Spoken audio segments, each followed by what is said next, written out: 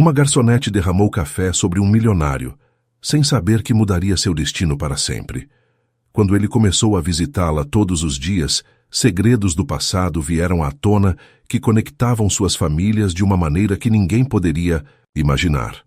Uma história de amor verdadeiro, redenção e segundas chances que provará que o destino pode ser escrito com uma simples xícara de café derramado. Prepare-se, porque esta história tocará o mais profundo do seu coração. Inscreva-se no canal, deixe seu like neste vídeo e comente de onde você está assistindo esta incrível história de amor. O aroma intenso do café recém-feito impregnava cada canto do cantinho, um pequeno café familiar no coração de Lisboa. Uma gota de suor escorria pela testa de Ana Costa enquanto equilibrava a bandeja com 3 xícaras de café fumegante. Seus sapatos gastos rangiam contra o assoalho de madeira polida, testemunha silenciosa das suas 12 horas diárias de trabalho. Lá fora, a chuva golpeava as vidraças com fúria, criando uma melodia irregular que acompanhava o murmúrio das conversas matinais. Ana parou por um instante, observando como as gotas desenhavam caminhos sinuosos no vidro, assim como as decisões traçavam destinos na vida. Às vezes, são os acidentes que reescrevem nosso caminho. Pensou sem imaginar que essa reflexão se tornaria profecia em questão de segundos. A porta se abriu de golpe, empurrada pelo vento furioso, e um homem alto vestindo um terno cinza escuro entrou sacudindo a água do guarda-chuva. O estrondo sobressaltou Ana, que girou bruscamente perdendo o equilíbrio. Tudo aconteceu em câmera lenta. A bandeja inclinando-se o líquido escuro, elevando-se no ar como uma onda perfeita, e finalmente o impacto inevitável sobre o terno impecável do desconhecido. Meu Deus! Sinto muito! Exclamou Ana com o rosto transformado pelo horror, enquanto via a mancha marrom se expandir pelo tecido italiano, que provavelmente custava mais do que seu salário de 3 meses. Suas mãos trêmulas tentaram limpar o desastre com um guardanapo de papel, piorando a situação. Seus olhos cor de avelã se encheram de lágrimas contidas, antecipando já a repreensão, o grito, talvez até a demissão. Mas quando finalmente se atreveu a olhar o rosto do homem, não encontrou raiva, e sim uma expressão indescritível, quase de fascinação. É apenas um terno, disse ele com voz grave e pausada, enquanto seus olhos de um azul impossivelmente claro estudavam cada detalhe do rosto de Ana. O tempo pareceu parar nesse instante, enquanto um pensamento cruzava a mente de ambos. Há encontros que mudam o rumo de uma vida inteira. E às vezes esses encontros vêm acompanhados do aroma intenso do café derramado. Ana colocou cuidadosamente a xícara de café diante do homem do terno, agora sentado na mesa 7 junto à janela. Era a 3ª manhã consecutiva que ele aparecia às 10 em ponto, sempre sozinho, sempre com um livro de finanças e sempre ocupando o mesmo lugar. Café preto sem açúcar, murmurou ela, evitando seu olhar. Obrigado, Ana, respondeu, ele pronunciando seu nome com uma cadência que a fez estremecer. Ele havia memorizado seu nome desde o primeiro dia, quando Dona Fátima, a proprietária do café, a havia chamado para repreendê-la carinhosamente pelo incidente do café. Ana se inquietava com a familiaridade com que esse desconhecido a tratava, como se tivesse direito a uma intimidade que ela não havia concedido. Precisa de mais alguma coisa? Perguntou ela com profissionalismo distante. Seu sorriso, talvez, respondeu ele com uma naturalidade desconcertante. Me chamo Miguel Oliveira a propósito. Acho que depois de arruinar meu terno favorito, você deveria ao menos saber meu nome. Ana sentiu que suas bochechas se incendiavam. Havia algo magnético naquele homem, algo que ia além de sua evidente atratividade ou de suas roupas caras. Era uma presença que preenchia o espaço, como se o ar ao seu redor fosse mais denso, mais significativo. Um prazer, Sr. Oliveira, respondeu ela, mantendo a formalidade. Lamento o que aconteceu com seu terno. Miguel, por favor, insistiu, ele sorrindo levemente. E quanto ao terno, foi uma desculpa perfeita para comprar um novo. A conversa foi interrompida pela chegada de Dona Fátima, uma mulher rechonchuda de 60 anos, com o cabelo tingido de um vermelho intenso e uma energia que desafiava sua idade. Seus olhos pequenos e vivazes passaram de Ana para Miguel com evidente curiosidade. Ana querida poderia atender à mesa 3 a senhora Rodrigues precisa de sua infusão de camomila, disse com um sorriso cúmplice. Ana assentiu agradecida pela interrupção e se afastou sentindo o olhar de Miguel em suas costas. Quem era realmente esse homem? Por que um sujeito com um relógio que custava mais que seu apartamento inteiro frequentava um café modesto como o Cantinho? Enquanto servia a infusão à senhora Rodrigues, uma idosa de 80 anos, que vinha todas as manhãs por sua dose de fofocas e camomila, Ana observou Miguel de soslaio. Havia algo em sua solidão que a intrigava. Para alguém que, obviamente, pertencia a um mundo de luxo e privilégios, ele parecia estranhamente deslocado, como se buscasse algo que todo o seu dinheiro não podia comprar. O que Ana não sabia era que Miguel Oliveira, o empresário mais influente de Lisboa, o homem cujos edifícios redefiniam o horizonte da cidade, não conseguia tirar os olhos daquela garçonete de mãos ásperas e sorriso sincero. Pela primeira vez em sua vida de 38 anos, Miguel havia encontrado algo que não podia obter com sua fortuna, o olhar genuíno de uma mulher que não sabia quem ele era. O apartamento de Ana cheirava a sopa de legumes e remédios. Era um 3º andar sem elevador, em um prédio antigo do bairro da Alfama, com tetos altos, paredes descascadas e um encanto desgastado que resistia à passagem do tempo. Ana deixou as sacolas de compras sobre a mesa da cozinha e se dirigiu ao quarto principal. "Mãe, estou em casa", anunciou aparecendo pela porta entreaberta. Helena Santos, uma mulher de 65 anos, com o rosto sulcado por rugas prematuras e uma dignidade inabalável apesar da doença, levantou o olhar do livro que lia. "Demorou, filha", observou com um sorriso cansado. "Muito trabalho hoje." Ana sentou-se na beira da cama e tomou a mão de sua mãe, notando como os ossos se marcavam sob a pele translúcida. A artrite reumatoide havia deformado seus dedos, transformando em tortura tarefas que antes realizava com destreza. "O de sempre", respondeu Ana, ocultando seu cansaço. "Dona Fátima mandou esses pastéis para você. Diz que precisa engordar." Helena soltou uma risada leve que se transformou em tosse. Ana aproximou o copo d'água e a ajudou a se incorporar. "Essa Fátima sempre preocupada em alimentar o mundo inteiro", comentou Helena quando se recuperou. "E aquele homem misterioso voltou hoje." Ana sentiu o rubor subir por suas bochechas. Havia mencionado Miguel em várias ocasiões, mais do que o necessário talvez, e sua mãe, com aquela intuição que parecia se aguçar com a doença, havia captado seu interesse. "Ele vem todos os dias, mãe." "Não tem nada de especial", mentiu, evitando seu olhar. "Ana Costa, eu te conheço desde que estavas em meu ventre. A mim você não engana", repreendeu-a suavemente Helena.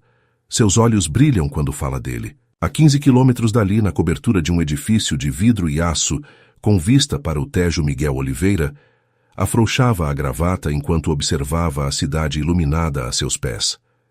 Seu assistente pessoal, João Ferreira, repassava a agenda do dia seguinte. A reunião com os investidores japoneses é às 8, o almoço com o prefeito às 12, e às 4 tem a videoconferência com Nova York, enumerava João sem levantar a vista de seu tablet. "Quer que programe o jato particular para sexta-feira? A inauguração no Porto. Cancele o almoço com o prefeito", interrompeu Miguel, servindo-se um uísque. "Diga-lhe que surgiu algo urgente."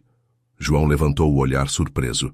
Nos 8 anos que trabalhava para Miguel, nunca o tinha visto cancelar uma reunião com um político importante, sem motivo aparente. "Posso perguntar o motivo?" "O prefeito tenta marcar este almoço há meses para discutir o projeto do Porto." Miguel deu um gole em sua bebida, saboreando o ardor do líquido âmbar em sua garganta. "Tenho outros planos", respondeu simplesmente. Não mencionou que esses planos consistiam em sentar-se durante 2 horas em um café modesto do centro, observando uma garçonete que o tratava como qualquer outro cliente. Não mencionou que pela primeira vez em anos sentia algo parecido com paz quando estava naquele lugar.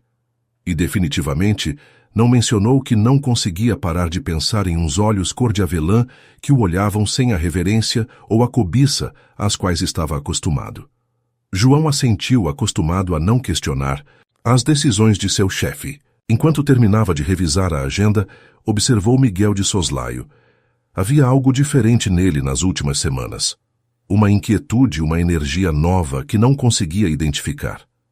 Naquela noite, em dois extremos opostos da cidade, Ana e Miguel contemplavam o mesmo céu estrelado, a partir de realidades paralelas que pareciam impossíveis de conectar. E, no entanto, o destino já havia começado a tecer seus fios invisíveis, aproximando-os lentamente para um ponto de encontro inevitável.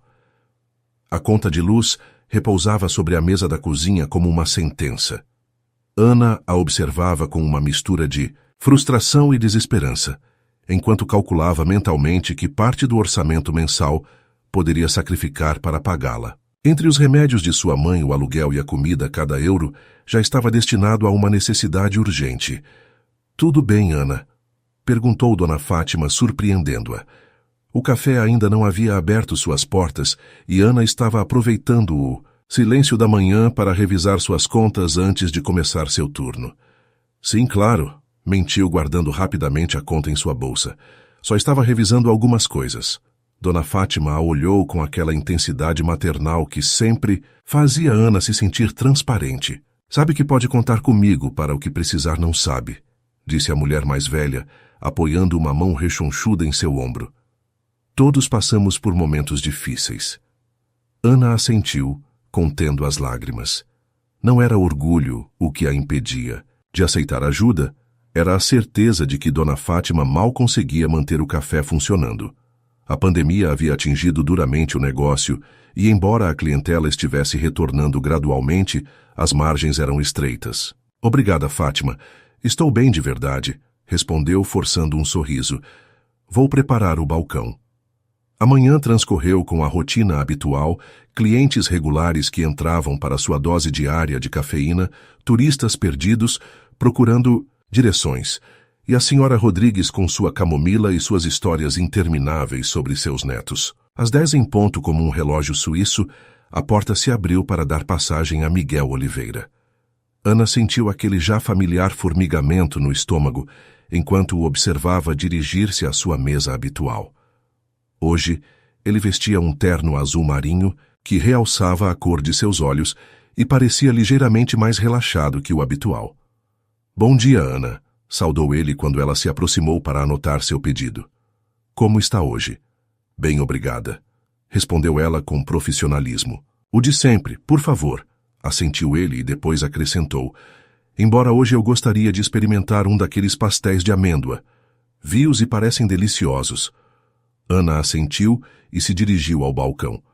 Enquanto preparava o café, não pôde evitar se perguntar por que este homem evidentemente rico escolhia o cantinho todas as manhãs, quando poderia estar em qualquer dos cafés de luxo do centro. Quando retornou com o pedido, Miguel estava falando ao telefone em voz baixa. Ao vê-la, terminou rapidamente a ligação. "Obrigado", disse e depois apontou para a cadeira à sua frente. "Tenho um minuto, gostaria de falar com você." Ana olhou ao redor. O café estava tranquilo e Dona Fátima lhe fez um gesto de que podia tirar uma pausa. "Claro", respondeu sentando-se com certo desconforto. "Em que posso ajudá-lo?" "Me trate por você, por favor", insistiu ele. "Me faz sentir como meu pai quando me trata por senhor." Ana sorriu levemente, relaxando um pouco. "Tudo bem, Miguel. Em que posso ajudá-lo?" Ele tomou um gole de café, olhando-a intensamente. "Venho aqui há semanas e percebi que não sei quase nada sobre você, exceto que prepara o melhor café da cidade e que tem uma paciência infinita com a senhora da mesa 3. Ana soltou uma risada suave. "A senhora Rodrigues é uma instituição. Vem desde quando o café era administrado pelo pai de Fátima há 40 anos, explicou. "E não há muito para saber sobre mim. Sou bastante comum." "Duvido muito", respondeu ele com um sorriso que transformava completamente seu rosto sério. "Por exemplo, sempre quis ser garçonete." A pergunta, embora inocente, tocou um nervo sensível. Ana baixou o olhar para suas mãos, onde anos de trabalho duro haviam apagado qualquer vestígio da suavidade que uma vez tiveram. "Estudei belas artes", confessou finalmente. Mas a vida tinha outros planos. Antes que Miguel pudesse indagar mais, Dona Fátima se aproximou da mesa, com uma expressão de incredulidade e alegria em seu rosto. Ana, você não vai acreditar, exclamou. Alguém pagou todas as contas atrasadas do café. Luz, água, fornecedores. Tudo o banco acabou de ligar para confirmar. Ana arregalou os olhos surpresa, enquanto Dona Fátima continuava seu relato sobre o anjo anônimo que havia salvado o café da ruína. Quando finalmente se afastou, Ana olhou para Miguel com desconfiança. Ele mantinha uma expressão impassível enquanto provava seu pastel de amêndoa. Que coincidência, não, comentou Ana, estudando sua reação. Um benfeitor anônimo justo quando falávamos das dificuldades do café. Miguel deu de ombros com um sorriso enigmático. As coincidências existem, Ana. Às vezes a vida nos surpreende quando menos esperamos. Mas enquanto dizia isso, algo, em seus olhos um brilho de satisfação contida, disse a Ana que essa coincidência tinha nome e sobrenome. E por alguma razão inexplicável, em vez de se sentir ofendida pelo que poderia ser interpretado como uma intrusão, sentiu um calor se espalhando pelo seu peito. Nessa mesma tarde, ao voltar para casa, Ana encontrou outro envelope na caixa de correio. Ao abri-lo, descobriu o valor exato de sua conta de luz atrasada. Não havia remetente nem nota, apenas o dinheiro de que precisava. As coincidências, pensou, enquanto subia as escadas com o coração acelerado, raramente eram apenas coincidências. As mãos de Ana se moviam com precisão artística enquanto desenhava. O carvão traçava linhas suaves sobre o papel, capturando a luz que se filtrava pela janela do hospital e banhava o rosto adormecido de sua mãe. Estes momentos roubados ao tempo enquanto Helena descansava após a sessão de quimioterapia eram seu único refúgio criativo. É lindo, disse uma voz às suas costas. Ana se sobressaltou, deixando cair o carvão. Miguel estava no umbral da porta segurando um ramo de girassóis. A surpresa a deixou momentaneamente sem palavras. O que você faz aqui? Perguntou finalmente, fechando seu caderno de desenho. Miguel se aproximou com aquela mistura de segurança e cautela que o caracterizava, como se temesse invadir um espaço sagrado. Dona Fátima mencionou que sua mãe estava internada, explicou. Pensei que talvez precisasse de companhia, ou de café que não soubesse a desinfetante. Levantou um termo que Ana não havia notado antes. O gesto tão simples e ao mesmo tempo tão atencioso derreteu algo dentro dela. Obrigada, murmurou, aceitando a xícara que ele lhe oferecia.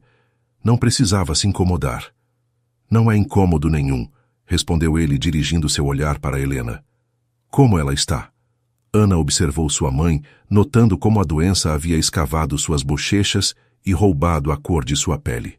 Mas mesmo no sono, Helena mantinha aquela dignidade que sempre a havia caracterizado. Os médicos dizem que ela responde bem ao tratamento, mas... Sua voz tremeu ligeiramente. O medicamento é muito caro e nosso seguro não cobre a terapia completa. Miguel assentiu, compreendendo a magnitude do que ela não dizia. Sentou-se ao lado dela em silêncio, um silêncio confortável que não precisava ser preenchido com palavras vazias. Seu desenho, disse depois de um momento, é extraordinário. Você captou exatamente aquela luz interior que sua mãe tem mesmo dormindo. Ana o olhou surpresa.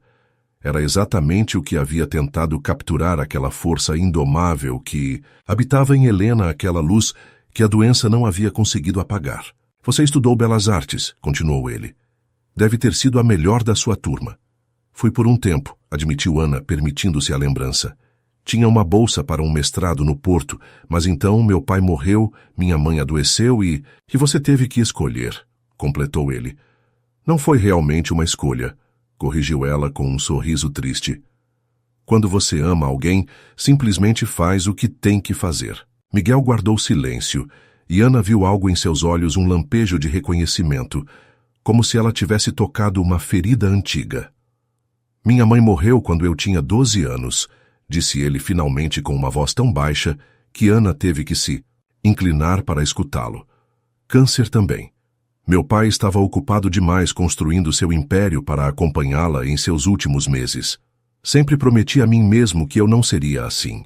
A confissão tão inesperada e pessoal criou uma ponte invisível entre eles. Pela primeira vez, Ana viu além do terno caro e da presença imponente viu o menino que havia perdido sua mãe cedo demais. Sinto muito, disse, tomando instintivamente sua mão. O contato foi breve, mas intenso. Seus olhares se encontraram em um entendimento mútuo que não precisava de palavras. Depois, tão naturalmente como havia ocorrido, o momento passou e ambos voltaram a olhar para Helena confortáveis em seu silêncio compartilhado. Quando Helena acordou 1 hora depois, encontrou sua filha rindo suavemente, enquanto um homem elegante lhe contava uma história sobre uma catástrofe culinária que envolvia um bacalhau à Brás e alguns convidados japoneses. O riso de Ana, um som que havia escutado com frequência muito baixa nos últimos anos, encheu o coração de Helena de esperança. Você deve ser o famoso Miguel, disse, atraindo a atenção de ambos. Mãe! Ana se levantou imediatamente, aproximando-se dela. Como se sente? Como se tivesse sido atropelada por um ônibus, mas já tive dias piores, respondeu com aquele humor seco que a caracterizava. Não vai me apresentar seu amigo. Ana corou, mas antes que pudesse falar, Miguel se aproximou da cama e tomou a mão de Helena com uma delicadeza surpreendente. Miguel Oliveira, Senhora Santos. É um prazer conhecê-la finalmente. Ana fala muito sobre a senhora. E ela sobre você, embora finja que não, respondeu Helena com um sorriso cúmplice. Agora entendo por quê. Mãe, protestou. Ana mortificada. A risada de Miguel, profunda e genuína, iluminou o quarto do hospital. E nesse momento, Helena soube que aquele homem, quem quer que realmente fosse, havia trazido algo inestimável de volta à vida de sua filha, a possibilidade de um futuro que não estivesse definido exclusivamente pelo sacrifício. O que nenhum dos três sabia enquanto compartilhavam café e conversa naquele quarto de hospital era que do outro lado da cidade, um envelope selado chegava ao escritório do oncologista de Helena. Dentro, um cheque com uma soma astronômica e uma nota simples para o tratamento completo de Helena Santos confidencial. A remodelação do cantinho avançava a ritmo vertiginoso.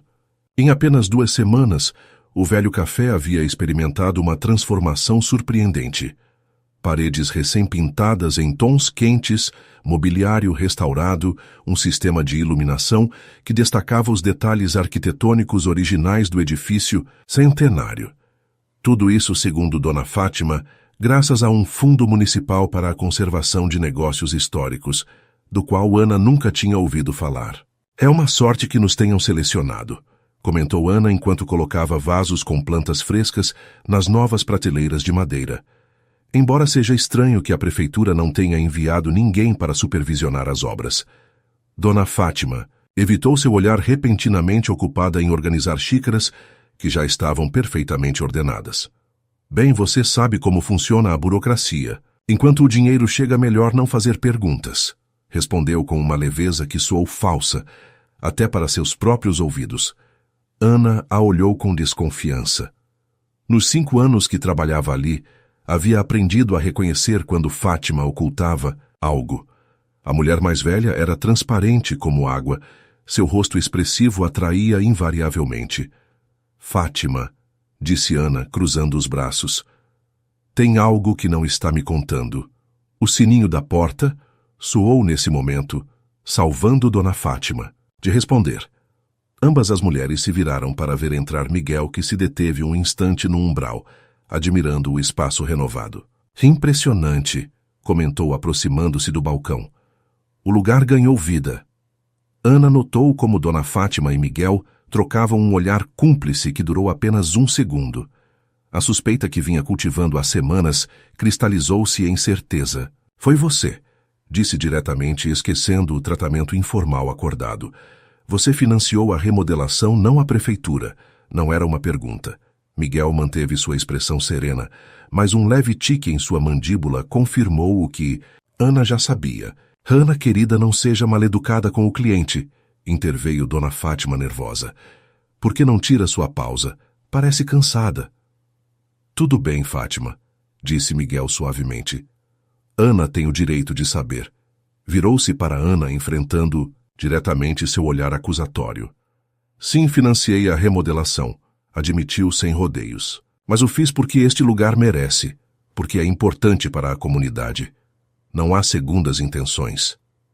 Ana sentiu uma mistura contraditória de emoções, gratidão pelo que ele havia feito pelo café que tanto amava, e um profundo desconforto ante o que percebia como uma intrusão, como se ele estivesse comprando seu caminho em sua vida. E as contas do café? E o dinheiro para a conta da minha casa? Foi você também? Perguntou, embora já conhecesse a resposta. Miguel não negou, nem confirmou, mas seu silêncio foi resposta suficiente. Ana apertou os punhos lutando contra sentimentos encontrados. Não preciso da sua caridade, Sr. Oliveira, disse finalmente com voz tensa. E não estou à venda. As palavras ficaram suspensas entre eles, carregadas de implicações. Dona Fátima sufocou uma exclamação horrorizada diante da rudeza de Ana, mas Miguel não pareceu se ofender. Ao contrário, uma expressão de respeito brilhou em seus olhos. Nem tudo é transacional, Ana, respondeu com calma. Às vezes as pessoas ajudam simplesmente porque podem fazê-lo sem esperar nada em troca. Pessoas como você sempre esperam algo em troca, replicou ela, anos de experiência com homens ricos que se achavam com direito a tudo, dando afiação às suas palavras. Algo mudou na expressão de Miguel, um lampejo de dor que desapareceu tão rápido quanto havia aparecido. Você tem razão em desconfiar, disse finalmente. Não me conhece realmente, mas você se engana ao assumir que sou como todos os homens com dinheiro que você conheceu. Dirigiu-se para a porta, mas antes de sair, deteve-se e acrescentou, sem se virar. Minha mãe era garçonete Ana, antes de se casar com meu pai.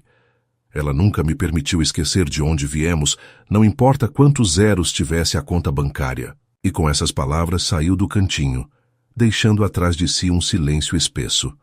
Dona Fátima se aproximou de Ana, que permanecia imóvel processando o que acabara de acontecer. Você foi injusta com ele, disse suavemente.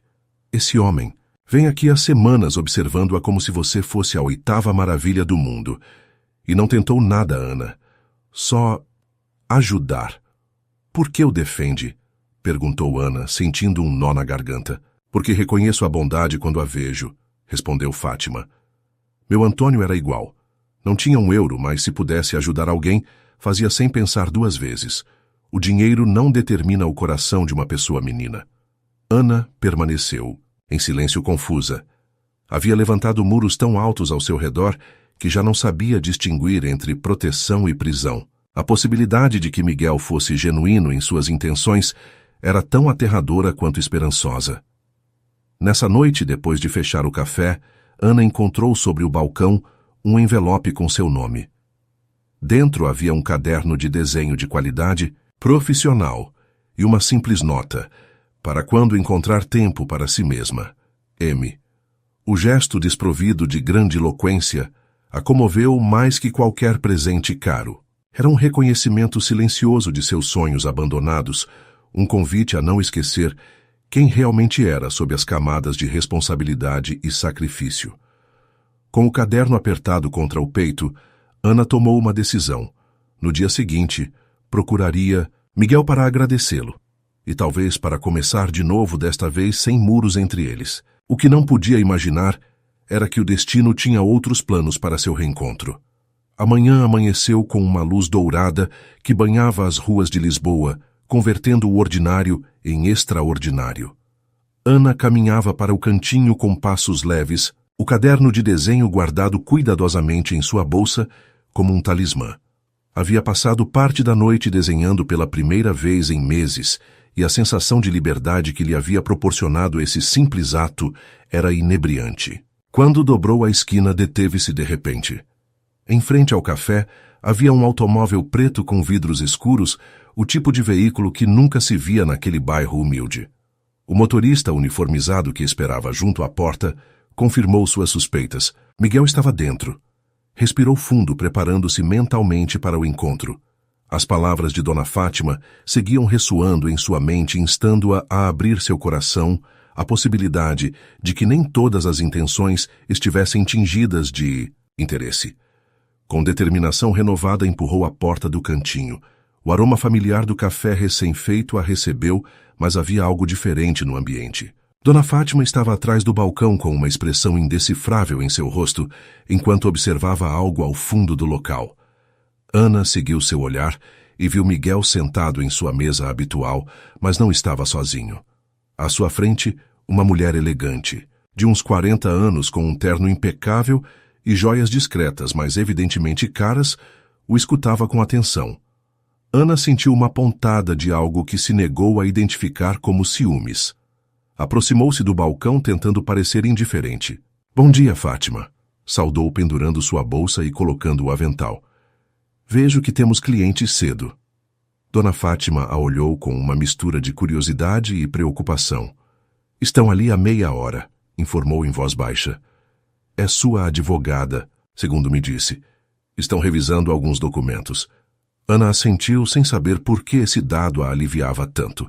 Começou a preparar a cafeteira, mantendo sua rotina habitual, enquanto tentava não olhar constantemente para a mesa de Miguel. Não teve que esperar muito para interagir com ele. Apenas 10 minutos depois de sua chegada, a advogada se levantou. Despediu-se de Miguel com um aperto de mãos formal e saiu do café. Miguel permaneceu sentado, observando sua xícara de café vazia, com expressão pensativa. Ana pegou a cafeteira e se aproximou com determinação. "Recarga", ofereceu, tentando soar casual. Miguel levantou o olhar e seus olhos se iluminaram ao vê-la. Essa reação involuntária, esse brilho genuíno, desarmou Ana mais que qualquer palavra. "Por favor", respondeu ele, empurrando sua xícara em direção a ela. "Estava esperando por você." Ana serviu o café consciente de que suas mãos tremiam ligeiramente. "Sobre ontem", começou, mas ele a interrompeu com um gesto suave. "Não é necessário, Ana. Entendo perfeitamente sua reação. Em seu lugar eu teria sentido o mesmo." A compreensão em sua voz livre de condescendência criou um espaço seguro entre eles. Ana sentou-se à sua frente, esquecendo momentaneamente que estava em seu trabalho. "Obrigada pelo caderno", disse, tirando de sua bolsa. "É perfeito." "Já o usou?" perguntou ele com um genuíno interesse. Ana assentiu, e após um momento de dúvida, abriu o caderno e o girou para mostrar-lhe o desenho que havia feito na noite anterior, um retrato do cantinho ao entardecer com a luz dourada, filtrando-se pelas janelas e as silhuetas difusas dos clientes habituais. Miguel estudou o desenho com atenção, passando os dedos suavemente sobre as linhas do carvão. "É extraordinário", murmurou. "Você captou exatamente a essência do lugar, esse calor que o torna especial." Seus olhos se encontraram sobre a mesa e por um instante todo o resto pareceu desvanecer-se o café. Os clientes que começavam a chegar às complicações de suas vidas tão diferentes. Só restaram eles, duas pessoas reconhecendo-se mutuamente em um nível que transcendia as circunstâncias. "Ana", disse Miguel, finalmente rompendo o silêncio, "há algo que devo lhe contar. Algo importante." A seriedade em sua voz alertou. Hanassa instintivamente preparou-se para o pior. Ele era casado e estava indo embora do país. Tudo havia sido um jogo. "Estou ouvindo", respondeu, tensionando-se imperceptivelmente. Miguel pareceu notar sua mudança de atitude e sorriu tranquilizadoramente. "Não é nada ruim, prometo", esclareceu. "É sobre meu trabalho."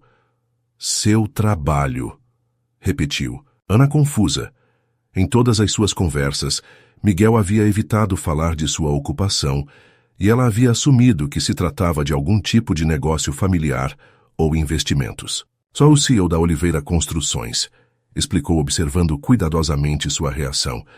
"Minha empresa é responsável por vários projetos imobiliários na cidade." Ana piscou, processando a informação. O nome lhe era familiar, tinha visto em cartazes de obras e em notícias. "A empresa que está construindo as torres do porto?" perguntou, recordando o projeto controverso que havia dominado as manchetes locais durante meses. Miguel assentiu, sem desviar o olhar dela. "Entre outros projetos, sim", confirmou. "Queria que soubesse por mim, não por acaso ou por outra pessoa." Ana tentou assimilar esta nova informação. Oliveira Construções era uma das maiores empresas da região, o que significava que Miguel não era simplesmente rico, como ela havia assumido, era obscenamente abastado, poderoso e influente. Por que me conta isso agora? Perguntou, sentindo que a distância entre seus mundos se alargava a cada segundo. Miguel tomou um gole de seu café antes de responder. Porque me importo com você, Ana, disse com simplicidade. E se vamos nos conhecer melhor, quero que seja com honestidade, sem segredos entre nós. A implicação de suas palavras flutuou no ar carregada de possibilidades. Ana sentiu uma vertigem repentina ante a ideia do que conhecer-se melhor poderia significar com um homem como Miguel Oliveira. Não sei o que dizer, admitiu finalmente. Seu mundo é tão diferente do meu, os mundos se cruzam constantemente, Ana, respondeu ele inclinando-se ligeiramente em sua direção.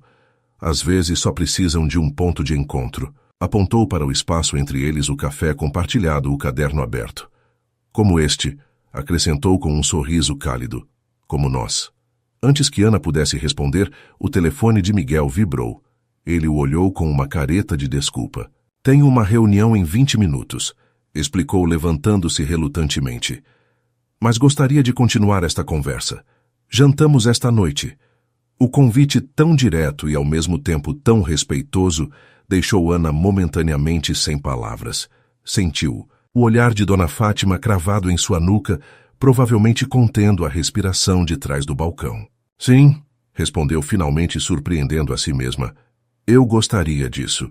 O sorriso que iluminou o rosto de Miguel valeu cada grama da incerteza que sentia. Deixou uma nota de 50 euros na mesa, um gesto que antes teria irritado Ana, mas que agora entendia como parte de quem ele era, um homem, para quem o dinheiro era simplesmente uma ferramenta, não uma definição. Te busco às 8, disse e então, em um impulso que pareceu surpreender a ambos, tomou sua mão e a levou aos seus lábios, em um gesto antiquado, mas comovente. Até logo. Quando a porta se fechou atrás dele, Ana permaneceu imóvel, sentindo ainda o calor de seus lábios em sua pele. Não foi até que escutou o pigarro teatral de Dona Fátima que voltou à realidade. Nem uma palavra, advertiu Ana, girando-se para enfrentar o sorriso triunfal de sua chefe. Não disse nada, respondeu Fátima, levantando as mãos em gesto de inocência. Mas se dissesse, seria algo como: já era hora, menina. Ana não pôde evitar sorrir enquanto recolhia a xícara vazia de Miguel. O dia que havia começado com incerteza, agora brilhava com possibilidades, como se o sol de Lisboa tivesse finalmente encontrado um caminho através das nuvens que durante tanto tempo haviam ensombrecido seu horizonte. O vestido preto de Ana era simples, mas elegante, uma relíquia de tempos melhores que havia sobrevivido no fundo de seu armário. Havia passado a tarde entre nervos e preparativos, dividida entre a emoção e o medo do desconhecido. Sua mãe a observava da cama com um sorriso que iluminava seu rosto cansado. Está linda, filha, disse Helena, ajustando uma mecha rebelde do cabelo de Ana. Esse homem não vai saber o que o atingiu. Ana se olhou uma última vez no espelho, mal se reconhecendo. O vestido e os sapatos emprestados de sua vizinha Margarida, a maquiagem sutil que havia aplicado com mãos trêmulas. Tudo se combinava para transformá-la em uma versão de si mesma, que havia esquecido que existia. Isso é uma loucura, murmurou, sentindo o peso da dúvida. Eu não pertenço ao mundo dele, mãe. Helena tomou sua mão apertando-a com a pouca força que lhe restava. Todos pertencemos ao mundo que escolhemos habitar, Ana, respondeu com aquela sabedoria tranquila que só os anos e o sofrimento outorgam. Não deixe que o medo lhe roube esta noite. A campainha soou pontualmente às 8. Ana respirou fundo, beijou a testa de sua mãe e se dirigiu à porta. Ao abri-la, encontrou Miguel no corredor impecável, em um terno cinza escuro, segurando um pequeno ramo de camélias brancas. Olá, disse ele, e essa simples palavra continha um universo de admiração. Você está... Não tenho palavras. Ana sorriu aceitando as flores e o elogio com a mesma graça. Você também não está mal, brincou tentando acalmar seus nervos. Entre um momento quero apresentá-lo oficialmente à minha mãe. Miguel a seguiu ao interior do modesto apartamento. Ana notou como seus olhos percorriam o espaço, não com julgamento, mas com genuíno interesse, absorvendo os detalhes que revelavam sua vida, os livros empilhados em cada superfície disponível, as plantas que lutavam para sobreviver no peitoril, as fotografias familiares nas paredes descascadas. Helena os esperava sentada na cama, com a dignidade de uma rainha, apesar do roupão de hospital e do lenço que cobria sua cabeça calva. Miguel se aproximou dela com respeito, tomando a mão que ela lhe estendia. Senhora Santos, é uma honra conhecê-la formalmente, disse com um sorriso cálido. Agora entendo de onde vem a fortaleza de Ana. Helena o estudou com aquele olhar penetrante que parecia ler almas. Cuide dela esta noite, Miguel, respondeu simplesmente. Minha filha merece algumas horas de felicidade sem preocupações. Tole minha palavra, prometeu ele com uma seriedade que comoveu Ana. Enquanto procurava um vaso para as camélias, Ana notou que Miguel havia se detido diante da parede de fotografias. Sua atenção estava fixa em uma em particular, uma imagem antiga de seu pai com seus companheiros de trabalho, posando diante de uma fábrica. Esta foto, murmurou Miguel, aproximando-se para examiná-la melhor. É seu pai. Ana se aproximou, sentindo uma onda de nostalgia. Sim, com seus colegas da fábrica têxtil onde trabalhou toda a sua vida, explicou, até que fechou há 6 anos. Algo mudou na expressão de Miguel, um lampejo de reconhecimento seguido de algo que Ana não soube interpretar. Antes que pudesse perguntar, ele se virou com um sorriso que não alcançou completamente seus olhos. Está pronta. Temos reservas às 8h30. O restaurante era um estabelecimento elegante no centro histórico, com vista para o Tejo e um ambiente íntimo criado pela iluminação tênue e a música suave. Ana se sentiu momentaneamente intimidada pelos garçons de luva branca e pelo cardápio sem preços, mas a naturalidade com que Miguel a tratava, como se fosse perfeitamente normal que estivesse ali, dissipou gradualmente seu desconforto. A conversa fluiu com surpreendente facilidade. Miguel tinha o dom de escutar com autêntico interesse, fazendo perguntas, que demonstravam que realmente prestava atenção às suas palavras. Falou-lhe de seus sonhos de juventude, de como havia planejado ser restauradora de arte antes que a vida a levasse por outro caminho. Nunca é tarde para retomar o que você ama, comentou ele enquanto degustavam uma sobremesa de chocolate com laranja. O talento como o seu não desaparece, só adormece. Ana sorriu com certa melancolia. A vida real tem uma forma de adormecer você por completo, respondeu. Às vezes me pergunto se aquela garota que sonhava em restaurar quadros no Museu Nacional ainda existe em alguma parte. Ela está bem aqui, afirmou Miguel, apontando sutilmente para seu coração. Eu a vejo claramente cada vez que você fala de arte, cada vez que seus olhos se iluminam ao descrever um quadro ou uma técnica. Ela só precisa de espaço para respirar.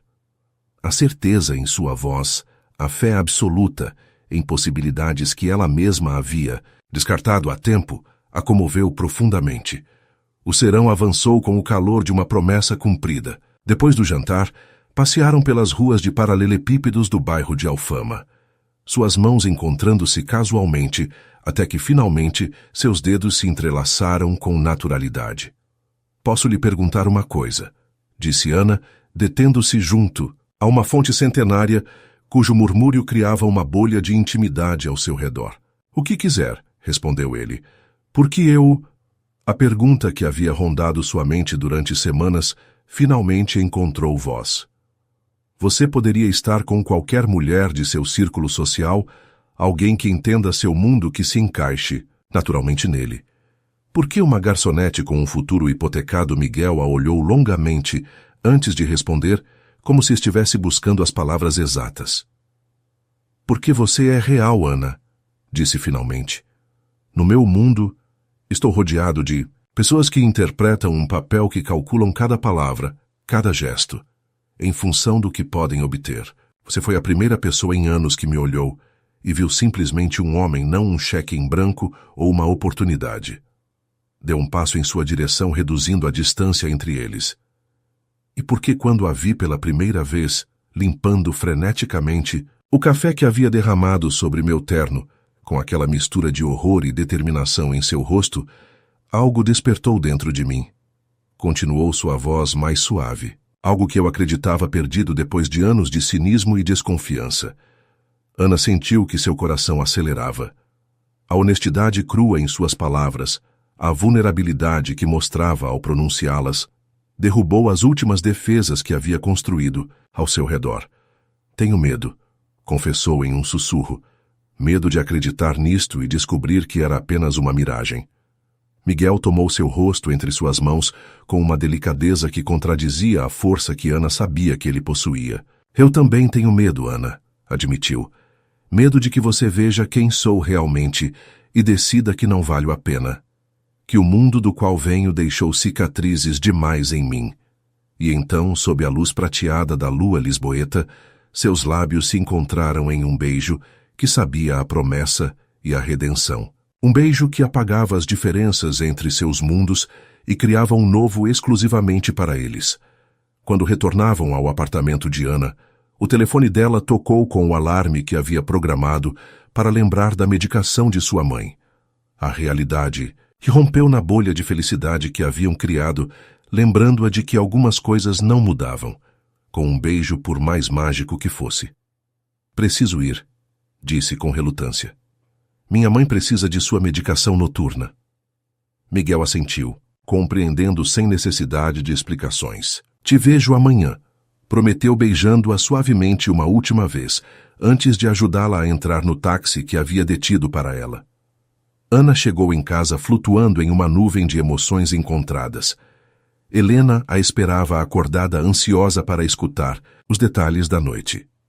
Enquanto Ana lhe administrava sua medicação, contou-lhe do jantar, do passeio, do beijo, omitindo a estranha reação de Miguel diante da fotografia de seu pai. Você parece feliz, observou Helena com um sorriso cansado, mas satisfeito. Não havia assim há anos. Estou, admitiu Ana, surpresa pela verdade nessas palavras. É como se tivesse estado prendendo a respiração durante anos e finalmente pudesse respirar. Depois de assegurar-se de que sua mãe estava confortável e adormecida, Ana se aproximou da parede de fotografias. A imagem que havia captado a atenção de Miguel seguia ali aparentemente ordinária seu pai Antônio Costa, com um grupo de uns 15 homens, diante da fábrica têxtil, Tecidos Lusitanos. Estudou os rostos sorridentes, buscando alguma pista do que havia perturbado Miguel. E então viu. No extremo direito da fotografia, quase cortado pela moldura, um homem mais velho em terno elegante apertava a mão de um dos supervisores. Sob a foto, uma pequena legenda escrita à mão por seu pai. Visita do Sr. Oliveira, 1998. O mundo de Ana cambaleou. Seria possível que o pai de Miguel fosse o proprietário da fábrica que havia fechado, deixando seu pai sem trabalho e precipitando a cadeia de eventos que havia levado sua família à situação atual. A revelação se desdobrou diante dela como um mapa aterrador. A presença de Miguel no cantinho, seu interesse nela, os gestos de generosidade, eram realmente produto do acaso, ou existia uma conexão mais profunda, mais perturbadora? Com mãos trêmulas, Ana pegou seu telefone e buscou Oliveira Construções História. Os resultados confirmaram suas suspeitas antes de se concentrar exclusivamente na construção. O Império Oliveira havia incluído várias fábricas têxteis, todas vendidas ou fechadas no início da década. A alegria da noite evaporou-se, substituída por uma sensação de traição que lhe revolveu o estômago. Miguel sabia disso desde o princípio. Era tudo isso algum tipo de compensação distorcida pelos danos causados por sua família. O telefone vibrou em sua mão. Uma mensagem de Miguel. Obrigado pela noite mais especial que tive em anos. Descanse bem, Ana. As palavras que minutos antes teriam acelerado seu coração, agora pareciam zombar dela. Com a fotografia em uma mão e o telefone na outra, Ana enfrentou uma verdade devastadora. O conto de fadas que havia começado a acreditar possível estava construído sobre alicerces de segredos e meias-verdades. E enquanto o relógio marcava a meia-noite, Ana tomou uma decisão: confrontaria Miguel e descobriria exatamente o que se ocultava atrás de seu interesse nela, ainda que isso significasse despedaçar seu coração recém-despertado. A manhã amanheceu, cinzenta e úmida, como se o clima refletisse o estado de ânimo de Ana. Não havia dormido a noite toda sua mente um turbilhão de perguntas sem resposta e teorias cada vez mais sombrias. A fotografia de seu pai repousava sobre a mesa da cozinha, testemunha silenciosa de conexões que não podiam ser coincidência. Dona Fátima notou imediatamente que algo estava errado quando Ana chegou ao café, com olhos vermelhos e uma expressão fechada que não via há meses. "O que aconteceu, menina?" perguntou assim que tiveram um momento a sós. "Pensei que tivesse tido um encontro maravilhoso com Miguel." Ana depositou sua bolsa sob o balcão com movimentos mecânicos. "Você sabia que a família Oliveira era dona da Tecidos Lusitanos?" perguntou diretamente sem levantar o olhar. "Sabia que o pai de Miguel fechou a fábrica onde trabalhava meu pai." Dona Fátima empalideceu, e seu silêncio foi resposta suficiente. "Desde quando sabe?" insistiu Ana, sentindo que a traição se estendia como uma mancha de óleo, alcançando agora até mesmo a quem considerava uma segunda mãe. "Miguel me contou há algumas semanas", admitiu finalmente Fátima com voz pequena, "quando veio propor a remodelação do café. Mas, Ana, ele não tem nada a ver com o que fez seu pai. Ele me explicou que..." "Não quero ouvir", interrompeu Ana levantando uma mão. "Não agora, preciso pensar." Como se o universo tivesse um sentido de humor particularmente cruel, o sininho da porta soou nesse momento, anunciando a chegada de Miguel. Ana se tensionou visivelmente, e Dona Fátima lhe lançou um olhar de advertência antes de retirar-se discretamente para a cozinha. Miguel se aproximou do balcão com um sorriso que se desvaneceu ao notar a expressão de Ana. Levava um ramo de camélias brancas idênticas às da noite anterior. "Ana, o que acontece?" perguntou, deixando as flores sobre o balcão. Ela o olhou diretamente com uma mistura de dor e raiva que o pegou de surpresa. "Tecidos Lusitanos", disse simplesmente observando sua reação. A compreensão imediata que viu em seus olhos confirmou seus piores temores. Miguel fechou os olhos por um instante, como se recebesse um golpe físico. "Queria lhe dizer ontem à noite", começou sua voz mais grave que o habitual. "Quando vi a fotografia de seu pai, soube que não podia adiar mais." "Há quanto tempo?" perguntou Ana, tentando manter a compostura. "Há quanto tempo sabe quem eu era?" Miguel pareceu debater-se entre a verdade e uma mentira que poderia ser mais amável. Finalmente optou pela honestidade. "Desde o princípio", admitiu. "Quando você derramou o café sobre mim, não foi nossa primeira vez no mesmo espaço. Eu a tinha visto antes no funeral de seu pai. Estava lá com meu pai, que insistiu em assistir aos funerais de todos os empregados que faleceram nos 2 anos posteriores ao fechamento da fábrica. Reconheci você imediatamente." Ana sentiu que o ar abandonava seus pulmões. A ideia de Miguel observando-a no momento mais vulnerável de sua vida, o enterro de seu pai, provocou-lhe náuseas. "E você decidiu o que me seguir, se aproximar de mim por pena, por culpa?" As perguntas saíram como dardos envenenados. "Não", respondeu ele com firmeza. "Eu a vi, reconheci, e senti que o destino me dava uma oportunidade de emendar, ainda que minimamente, o dano que minha família havia causado. Mas quando comecei a conhecê-la, quando vi sua força, sua dignidade, sua bondade, apesar de tudo o que havia sofrido, tornou-se algo mais." Ana soltou uma risada amarga. "Você acha que isso melhora as coisas? Que seu interesse inicial foi por culpa e depois evoluiu para o que fascínio pela garota pobre que suporta estoicamente seu destino?" "Não é assim, Ana", insistiu Miguel, estendendo uma mão sobre o balcão, um gesto que ela ignorou deliberadamente. "O que sinto por você é real, mais real que qualquer coisa que já senti jamais." "Como posso acreditar em você?" questionou ela com a voz quebrada. "Tudo foi uma mentira desde o princípio. Você esteve me observando, estudando, manipulando. Nunca menti para você", interrompeu ele. "Omiti informação, sim, e lamento profundamente. Mas cada palavra, cada gesto, cada momento entre nós foi genuíno." Ana sacudiu a cabeça, incapaz de separar a verdade da manipulação, o real do fabricado. "Por que não me contou antes? Por que esperar até agora?" Miguel pareceu encolher-se ligeiramente sob o peso da pergunta. "No princípio, tinha medo que você me rejeitasse imediatamente, se soubesse da conexão", explicou com honestidade brutal. "E depois, quando começamos a nos conhecer, quando comecei a sentir algo por você, o medo se transformou. Já não temia sua rejeição inicial, mas perder você depois de tê-la encontrado. A sinceridade em sua voz era palpável, mas Ana estava ferida demais para apreciá-la plenamente. Sabe o quanto meu pai sofreu depois do fechamento? Perguntou com a voz trêmula pela emoção contida. 52 anos, velho demais para encontrar outro trabalho, jovem demais para se aposentar. A depressão, a sensação de inutilidade, o golpe à sua dignidade. Isso é o que sua família causou.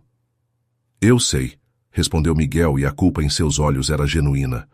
Meu pai também sabia. Por isso tentou compensar de alguma maneira, oferecendo indenizações acima do legalmente requerido, organizando feiras de emprego, doando a fundos para requalificação profissional. Não foi suficiente, eu sei, mas não foi uma decisão tomada levianamente. Ana queria gritar que nenhuma quantidade de dinheiro compensava a destruição de vidas, de famílias, de futuros, mas algo na expressão de Miguel a deteve. Ele não estava defendendo as ações de seu pai, estava tentando explicar-lhe um contexto que ela desconhecia. A fábrica estava perdendo dinheiro há anos, continuou ele, notando que Ana estava disposta a escutar. A competição asiática, a falta de investimento em modernização por parte da administração anterior, meu pai a comprou já em declínio, tentando salvá-la. Durante 5 anos manteve-a operativa, apesar dos prejuízos, porque sabia o quão importante era para a comunidade. O fechamento foi o último recurso, não o primeiro.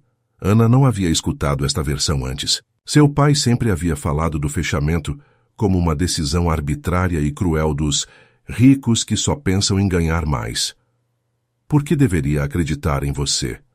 Perguntou, embora com menos hostilidade que antes. Não tem porquê, respondeu ele. Mas posso mostrar-lhe os relatórios financeiros, as atas das reuniões onde se discutiram todas as alternativas possíveis antes do fechamento. Meu pai me fez prometer que aprenderia com seus erros, que nunca tomaria decisões que afetassem vidas sem considerar todas as opções e as consequências humanas. Algo na forma como falou de seu pai fez Ana recordar uma conversa prévia. Você disse que seu pai estava ocupado demais construindo seu império para acompanhar sua mãe em seus últimos meses, apontou. Não parece alguém tão atencioso. A expressão de Miguel ensombreceu-se. Meu pai era um homem complexo, admitiu. Tinha princípios sólidos quando se tratava de negócios e responsabilidade social, mas fracassou miseravelmente como esposo e pai. A morte de minha mãe o mudou. Tornou-se mais humano, mais consciente do custo pessoal de suas decisões. Mas essa mudança chegou tarde demais para mim. O silêncio caiu entre eles pesado, com verdades dolorosas e revelações incômodas. Ana se deu conta de que Miguel não era o vilão monolítico que havia imaginado durante a noite, nem tampouco o príncipe perfeito que havia começado a criar em sua mente. Era simplesmente um homem carregando um legado complicado e buscando seu próprio caminho. Preciso de tempo, disse finalmente Ana. Isso é demais para processar de uma vez. Miguel assentiu, respeitando seu pedido. Entendo, respondeu com uma tristeza resignada. Só quero que saiba que meus sentimentos por você são reais, Ana. Talvez tenham começado de um lugar de culpa e responsabilidade, mas se transformaram em algo muito mais profundo e verdadeiro. Deixou um cartão sobre o balcão. Este é meu endereço pessoal e meu número privado, explicou. Quando estiver pronta para conversar, se é que alguma vez estarei esperando. Com um último gesto de despedida, Miguel se dirigiu à porta. Mas antes de sair, deteve-se e acrescentou: há algo mais que deve saber. O tratamento experimental de sua mãe não é um ensaio clínico do hospital, como lhe disseram. É um tratamento privado que contratei especificamente para ela, com os melhores especialistas em oncologia da Europa. A revelação golpeou Ana, como uma onda física.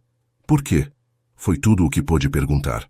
Porque não podia suportar a ideia de que você perdesse sua mãe como eu perdi a minha. Respondeu simplesmente. Isso não tem nada a ver com culpa ou compensação. É simplesmente o que faz alguém quando ama.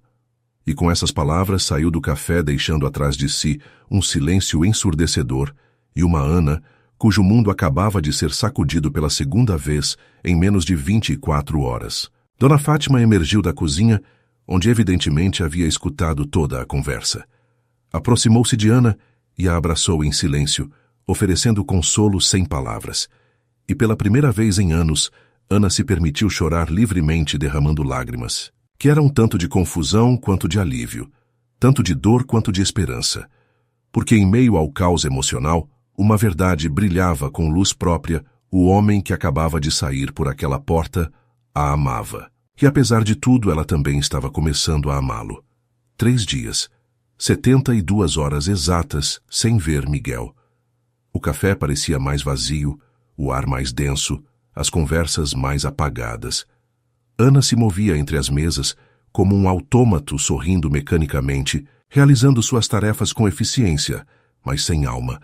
Helena notou a mudança em sua filha imediatamente. A luz que havia começado a renascer em seus olhos durante as últimas semanas havia se extinguido novamente, substituída por uma determinação obstinada de seguir adiante, como se nada tivesse ocorrido.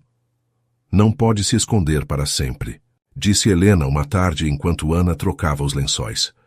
O amor não espera eternamente. Não se trata de amor-mãe, respondeu Ana com mais brusquidão do que pretendia. Trata-se de honestidade, de confiança, de saber quem é realmente a pessoa à sua frente. Helena olhou com aquela sabedoria que só os anos e o sofrimento outorgam. E quem você acha que Miguel realmente é? Perguntou suavemente. O filho do homem que fechou a fábrica de seu pai? Ou o homem que esteve ao meu lado durante meus tratamentos quando você não podia estar? Ana se deteve de repente. O que você disse? Helena sorriu com certa tristeza. Pensou que eu não sabia? Não é Miguel tem vindo me ver cada dia em que você trabalha no turno da tarde na hamburgueria. Traz livros, me conta histórias, às vezes simplesmente se senta ao meu lado enquanto durmo para que eu não esteja sozinha. A revelação deixou Ana sem palavras. Miguel não só havia financiado o tratamento, como também havia dedicado seu tempo, sua presença, a algo infinitamente mais valioso que seu dinheiro. Por que não me contou? Perguntou, sentindo uma nova onda de confusão. Porque ele me pediu que não o fizesse, respondeu Helena com simplicidade. Disse que não queria que você se sentisse em dívida, que o fazia porque queria não para obter sua gratidão. Ana sentou-se na beira da cama, assimilando esta nova peça do quebra-cabeça. Que tipo de homem investe tempo e recursos sem buscar reconhecimento, sem sequer mencionar seus atos de bondade como defesa quando é acusado? Ele está sofrendo, filha, continuou Helena tomando sua mão. Vejo isso em seus olhos quando fala de você. Ele a ama de verdade. Como pode ter tanta certeza? Questionou Ana, embora sua resistência começasse a enfraquecer. Porque reconheço nele o mesmo olhar que seu pai tinha quando me olhava, respondeu Helena, com olhos brilhantes pelas recordações. Aquela mistura de admiração, respeito e desejo de proteger sem sufocar. Isso não se pode fingir, Ana. Nem o melhor ator do mundo poderia manter esse olhar quando acha que ninguém o observa. Nessa noite, depois de deixar sua mãe adormecida, Ana tirou o caderno de desenho que Miguel lhe havia dado. Começou a desenhar sem um propósito consciente, deixando que suas emoções guiassem sua mão. Sob a luz suave da lâmpada, emergiu o rosto de Miguel não como o empresário poderoso ou o benfeitor generoso, mas como o homem vulnerável que havia confessado seus medos sob a luz da lua. No dia seguinte, Ana chegou ao café com uma decisão tomada. Falaria com Miguel, daria a ele a oportunidade de explicar-se completamente sem a barreira da raiva inicial. Devia isso a ele e a sua mãe, e sobretudo a si mesma. Mas Miguel não apareceu às 10 como de costume, nem às 11, nem ao meio-dia. A tarde transcorreu com uma lentidão opressiva, cada toque do sininho da porta elevando e depois esmagando suas esperanças. Talvez devesse ligar para ele, sugeriu Dona Fátima, observando como Ana olhava pela enésima vez para a entrada. Você tem o número dele. Ana sacudiu a cabeça. O orgulho, esse velho conhecido, seguia sussurrando-lhe que devia ser ele a dar o primeiro passo. Quando o café estava prestes a fechar o sininho, soou uma última vez.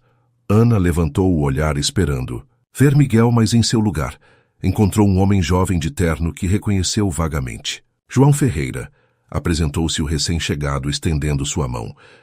assistente pessoal do Sr. Oliveira. Posso falar com a senhora um momento, senhorita Costa? Ana sentiu que seu coração acelerava. Por que Miguel enviava seu assistente em vez de vir ele mesmo? Claro, respondeu indicando uma mesa afastada do balcão. Aconteceu algo. João sentou-se com movimentos precisos, colocando uma pasta sobre a mesa. O Sr. Oliveira teve que viajar urgentemente ao porto por assuntos de negócios, explicou com tom profissional.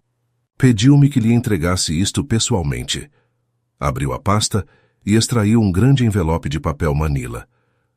Também me pediu que lhe dissesse que isto não é uma tentativa de comprar seu perdão ou seus sentimentos, continuou João.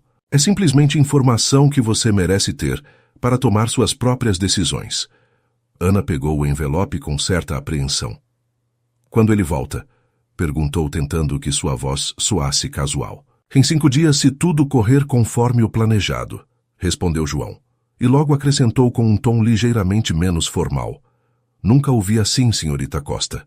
Em 8 anos trabalhando para ele, jamais o vi tão afetado por nada nem por ninguém. Com essas palavras, levantou-se, despediu-se cortesmente e saiu do café, deixando Ana sozinha com o misterioso envelope.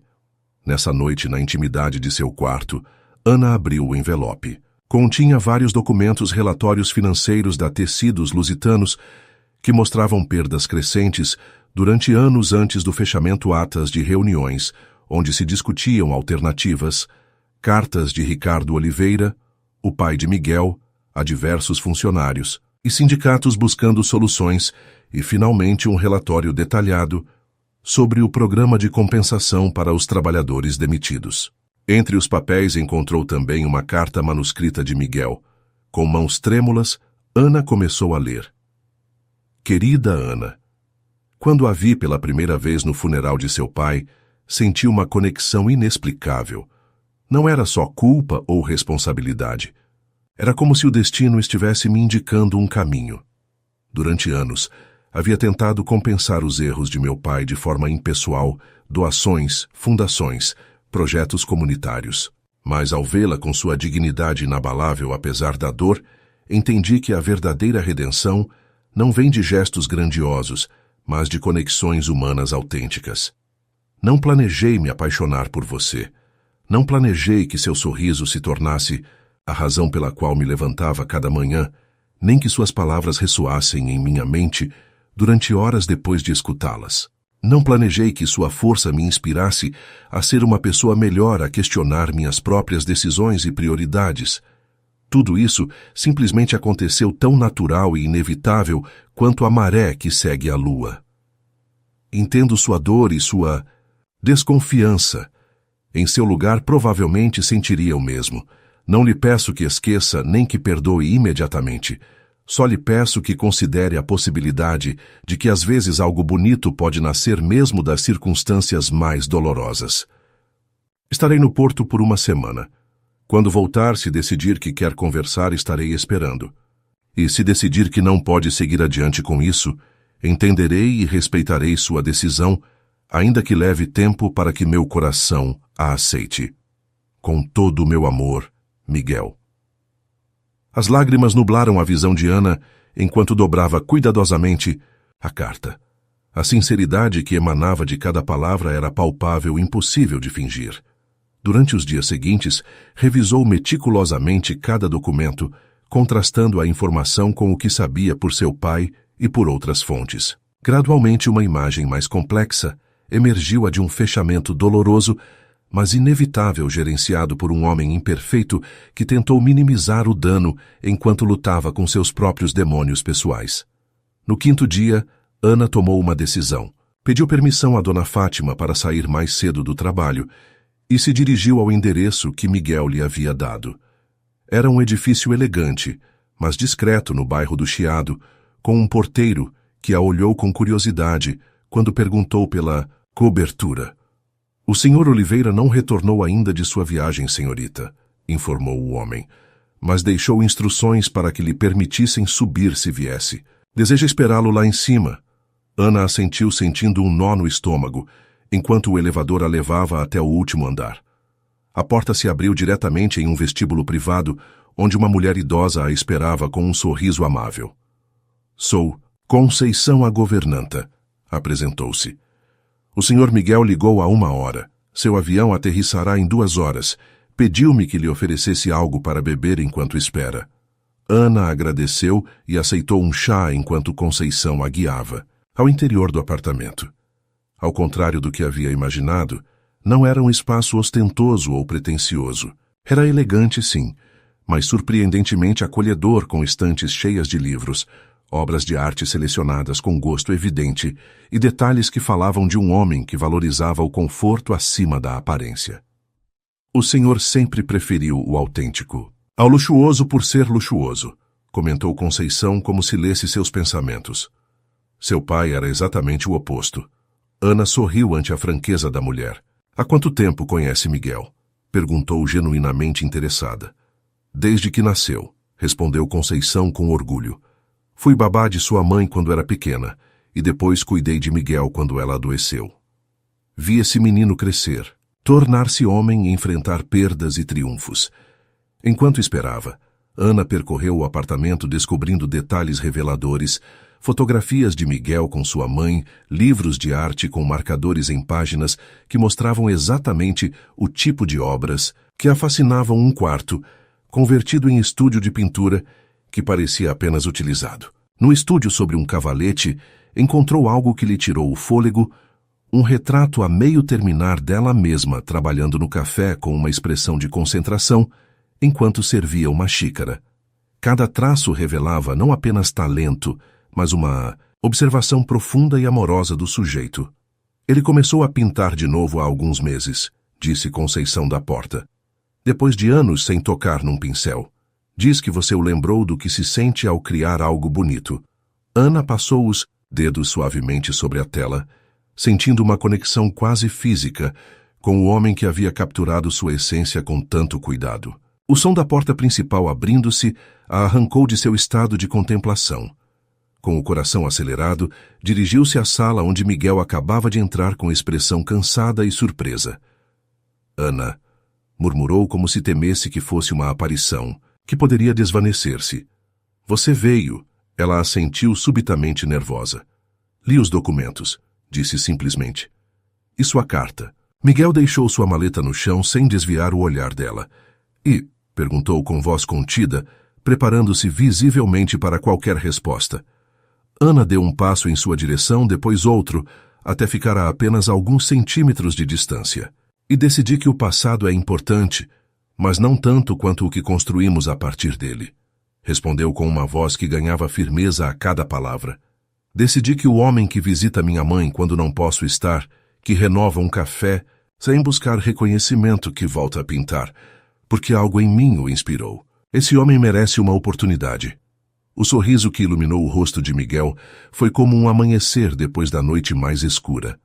Sem palavras, tomou-a em seus braços e a beijou com uma mistura de paixão e reverência que dissolveu qualquer dúvida restante. Eu te amo, Ana Costa, disse quando finalmente se separaram, com tudo o que sou, com tudo o que fui e tudo o que espero me tornar. E eu amo você, Miguel Oliveira, respondeu ela, sentindo que as peças dispersas de sua vida finalmente começavam a se encaixar em um padrão que fazia sentido, apesar de tudo ou talvez devido a tudo.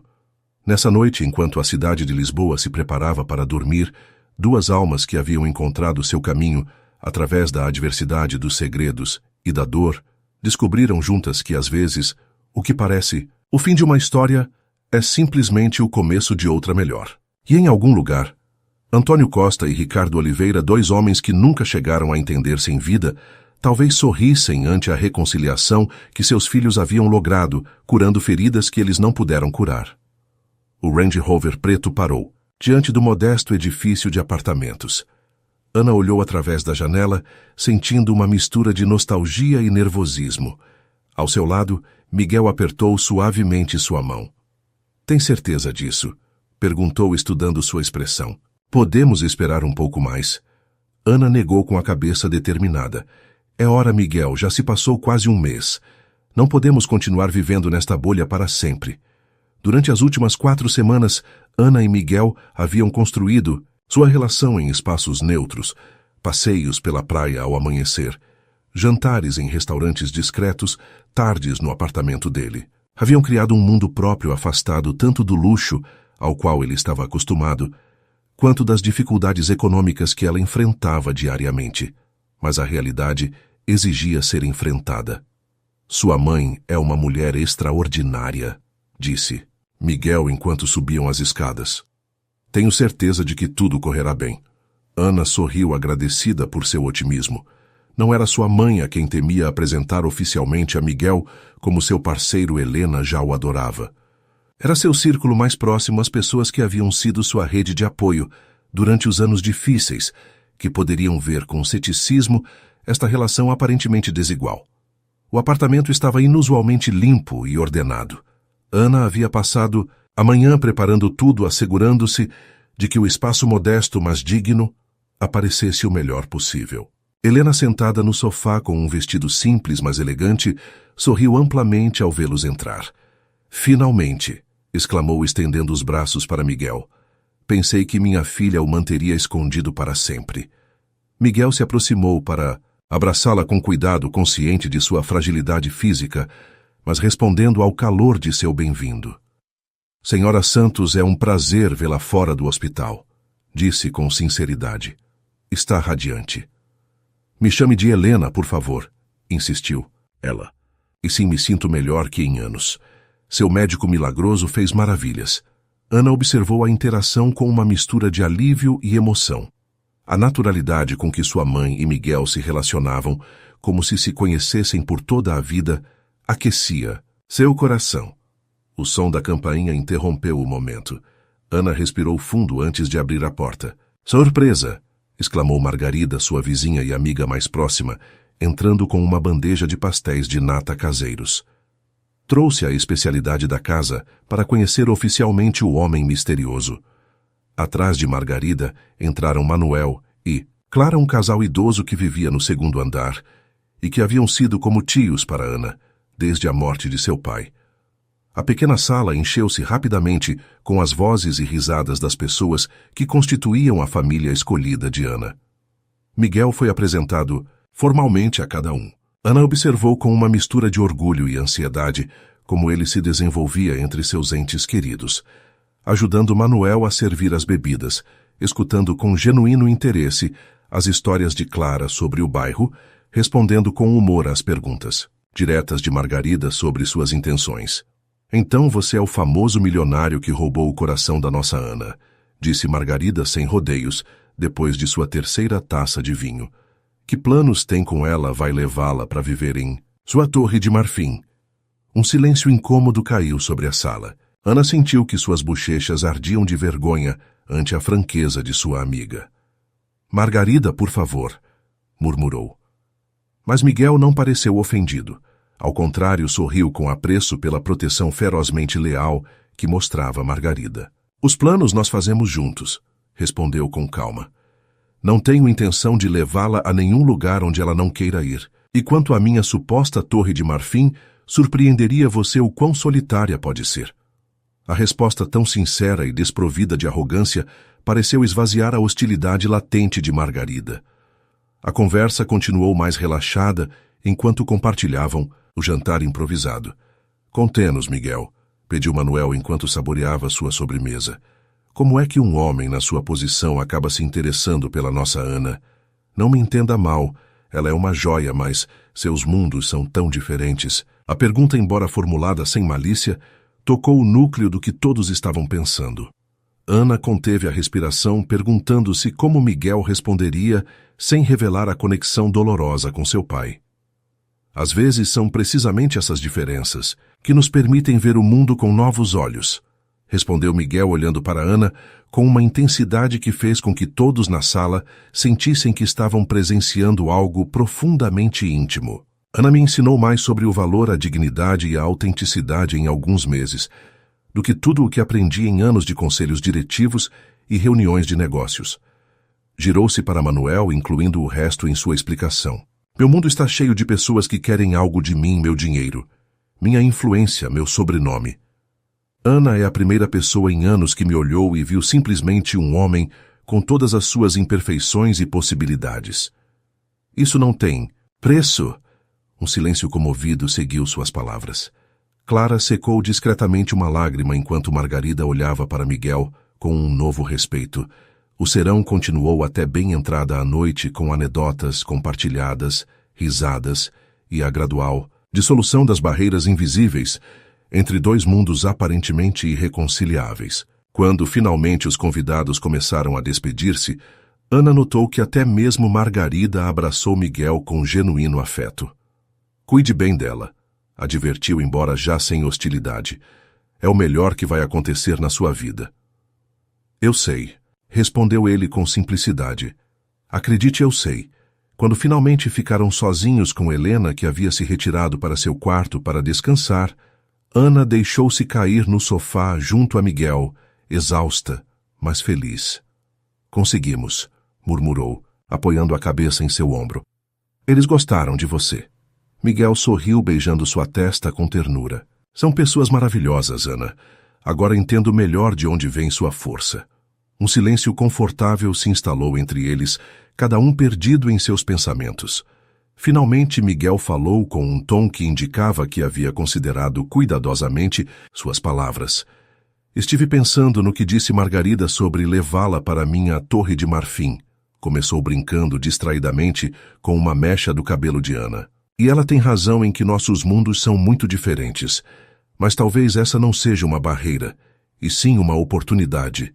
Ana se incorporou ligeiramente para olhá-lo. O que quer dizer? Quero dizer que talvez não se trate de você se adaptar ao meu mundo ou eu ao seu, explicou. Talvez possamos criar algo novo juntos, algo que tome o melhor de ambos. A ideia ressoou profundamente em Ana. Durante semanas havia lutado contra o temor de perder sua identidade, suas raízes se adentrasse demais no mundo privilegiado de Miguel. Ao mesmo tempo, reconhecia que seu orgulho às vezes a impedia de aceitar possibilidades que poderiam melhorar sua vida e a de sua mãe. Gosto de como isso soa, admitiu. Mas como seria na prática? Miguel pareceu hesitar um momento, como se estivesse prestes a dar um passo importante. Tenho uma proposta, disse finalmente. Estive procurando um lugar algo diferente do meu apartamento atual, que nunca sentiu realmente como um lar. Encontrei uma casa antiga no bairro da Alfama, não muito longe daqui. Precisa de renovação, mas tem potencial e pensei que talvez... Deixou a frase em suspenso, esperando que Ana captasse a implicação. Está sugerindo que vivamos juntos? Perguntou ela com uma mistura de surpresa e emoção. Só se você quiser, apressou-se a esclarecer. E claro, haveria espaço para Helena. Na verdade, o térreo tem um apartamento independente que seria perfeito para ela, acessível e privado. Ana ficou momentaneamente sem palavras. A proposta era ao mesmo tempo aterradora e maravilhosamente tentadora. Viver juntos era um passo enorme, um que nunca havia contemplado com nenhuma de suas relações anteriores. É cedo demais, disse, finalmente, embora sem verdadeira convicção. Provavelmente, concedeu Miguel com um sorriso. Mas às vezes, quando você sabe que algo é certo, o tempo convencional deixa de fazer sentido. Olhou-a intensamente, tomando suas mãos entre as suas. Não precisamos decidir agora, acrescentou. Só queria que soubesse que estou pensando em um futuro com você, Ana. Ana sentiu um turbilhão de emoções. A proposta de Miguel flutuava entre eles, carregada de promessas e possibilidades. Viver juntos, criar um lar compartilhado, dar à sua mãe um espaço adequado para sua recuperação. Tudo soava como um sonho bom demais para ser verdade. Mostre-me, disse finalmente, surpreendendo a si mesma pela decisão em sua voz. A casa na Alfama. Quero vê-la antes de decidir qualquer coisa. O sorriso que iluminou o rosto de Miguel foi como um raio de sol. Amanhã, perguntou com um entusiasmo mal contido. Amanhã, confirmou ela, e selou a promessa com um beijo suave. Quando Miguel se foi naquela noite, Ana ficou na varanda contemplando as luzes da cidade. Lisboa dormia sob um manto de estrelas alheia ao pequeno milagre que estava acontecendo. Em um modesto apartamento da Alfama, uma mulher que havia esquecido como sonhar estava se permitindo pela primeira vez em anos imaginar um futuro diferente. É lindo ver você assim, disse Helena juntando-se a ela na varanda com um cobertor sobre os ombros, com essa luz nos olhos.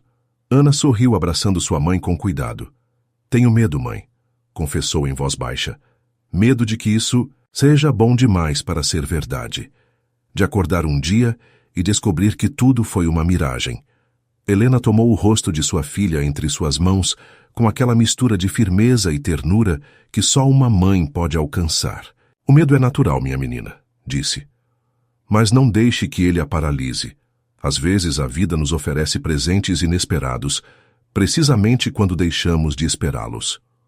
Com essas palavras de sabedoria ressoando em sua mente, Ana foi dormir, sonhando com possibilidades que até pouco tempo pareciam inalcançáveis.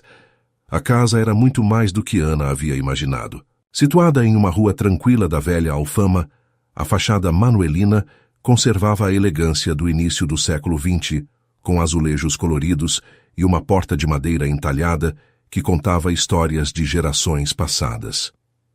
Pertenceu a uma família de músicos durante décadas, explicou Miguel enquanto girava a chave antiga na fechadura. O último proprietário era um violinista da orquestra sinfônica que se mudou para Viena. Está vazia há quase um ano. Ao entrar, Ana conteve a respiração. Apesar da poeira e do abandono evidente, a casa emanava uma aura de possibilidades. Tetos altos com molduras originais, pisos de mosaico hidráulico em padrões geométricos, janelões que inundavam os cômodos de luz natural. Precisa de trabalho, admitiu Miguel observando sua reação. Mas consultei arquitetos que garantem que a estrutura é sólida. Poderíamos restaurá-la respeitando seu caráter original. Ana percorreu os espaços lentamente seus dedos, roçando as paredes sua mente, já visualizando como poderiam transformá-los. Miguel a seguia a uma distância respeitosa, permitindo que ela explorasse e formasse suas próprias impressões. No térreo, tal como havia mencionado, existia um apartamento independente com entrada própria. 2 quartos, um banheiro espaçoso, adaptável para pessoas com mobilidade reduzida, uma cozinha pequena, mas funcional, e uma sala que dava para um pátio, interno cheio de luz. Este seria perfeito para minha mãe, murmurou Ana imaginando Helena se recuperando nesse espaço luminoso, rodeada de plantas e tranquilidade. No andar superior, 3 dormitórios, um estúdio com janelas do chão ao teto e um terraço que oferecia vistas para o bairro e ao longe o rio Tejo brilhando sob o sol.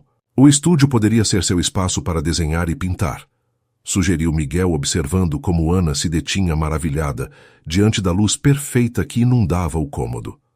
A orientação é ideal para uma artista.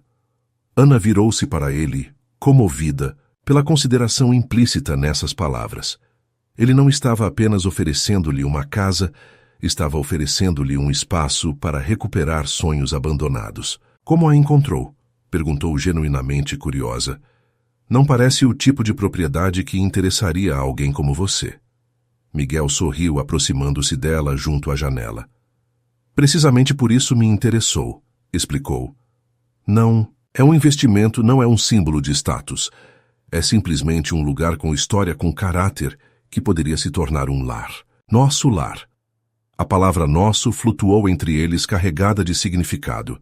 Ana olhou ao redor, permitindo-se imaginar uma vida compartilhada entre essas paredes cafés da manhã, tranquilos com sua mãe no pátio, tardes de trabalho, no estúdio luminoso, noites de conversa com Miguel no terraço sob as estrelas. Poderia funcionar, disse finalmente com um sorriso tímido que contrastava com o batimento acelerado de seu coração. Realmente poderia funcionar. A alegria no rosto de Miguel foi tão genuína, tão desprovida de cálculo ou triunfalismo, que Ana sentiu derreterem-se as últimas reservas que mantinha. Mas, acrescentou levantando um dedo, tenho condições. Miguel assentiu repentinamente sério. Estou ouvindo. Quero contribuir, disse Ana com determinação.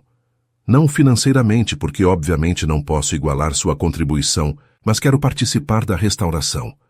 Tenho conhecimentos de arte e restauração, e quero que este lugar reflita a nós dois, não apenas sua visão ou seu dinheiro.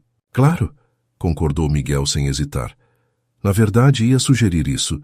Ninguém melhor que você para dar alma a este espaço.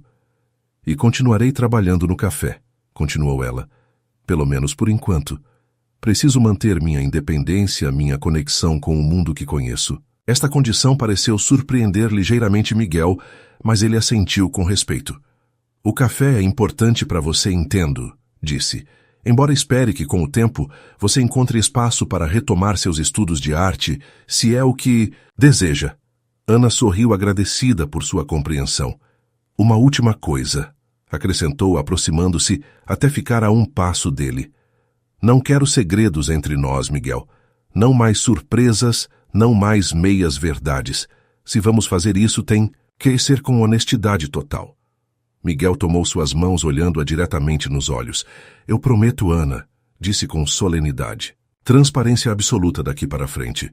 Não mais segredos. Selaram o acordo com um beijo que sabia a promessas e novos começos.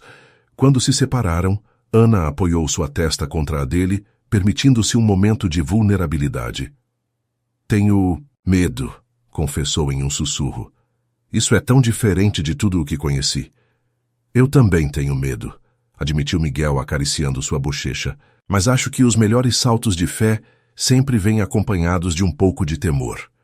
As semanas seguintes transcorreram em um turbilhão de atividade.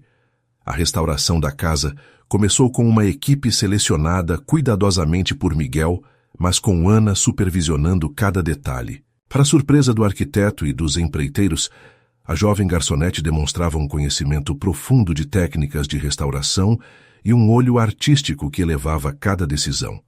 Helena, inicialmente cética sobre mudar-se de seu lar de décadas, mudou de ideia ao visitar o apartamento do térreo. Posso imaginar-me lendo junto àquela janela, disse apontando para o canto ensolarado da sala. E esse pátio é perfeito para minhas plantas. O dia em que Ana formalizou sua demissão na lanchonete onde trabalhava à tarde, sentiu uma mistura estranha de alívio e nostalgia.